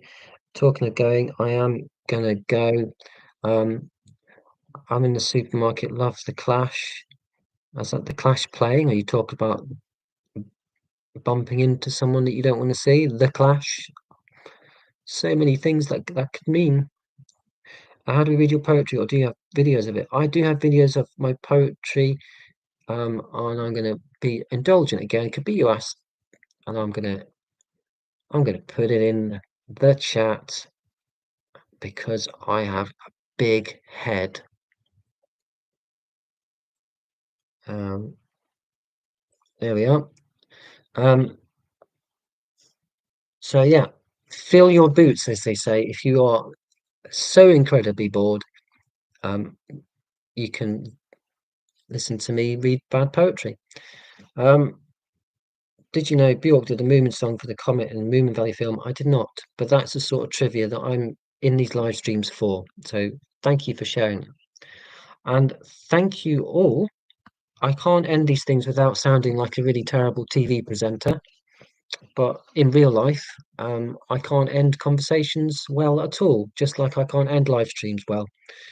So look at that, coming up to the 3 hour mark. It's been brilliant fun where I am sitting. Thank you so much, everyone. Sorry if I missed anything that you said in the chat. Sorry it took me so long to catch up with the chat. Can you see how much of a people pleaser I am? It's inbuilt now. That's just the way it is with me. Um, thank you for the facts and the jokes and the stories and empathy, understanding. Yeah, just keep being your true, authentic, autistic selves. And you know where I am if you need any help with anything. Um, underneath the YouTube videos, or email me on the YouTube homepage. I know I'm very far away from most of you, but you know where I am. We keep chatting on here. I'm gonna have to go. Um, I've got to get some rest, and what am I doing tomorrow? I've got to do politics tomorrow. I've got to be semi-coherent. Um, thank you, partner. Brilliant. Yeah, no, you hang up. You hang up. Okay, I'm going to do the awkward thing that I just got into the habit of doing because I'm just, yeah, I hate brutally ending conversations. I'm going to do this 3, 2, 1, and then I'm going to click end stream, and then I'm going to get a glass of water, come back, see some of you cheeky people still chatting, and then I'm going to switch it off completely. Okay. Yeah, I'm going to do politics tomorrow. Thank you so much, everyone. Take care. Hopefully, I'll do a live stream next week. I know I've got Scissor Sisters next week. I've got 2 gigs next week. Might not be doing one next week. So sorry. Maybe be about a fortnight. Um, okay. Nice fox plush in the last one. Thank you. Well noticed. Okay. 3, 2, 1. Bye, everyone. Sorry, it's a cheesy ending, but that's the way I do things. Bye.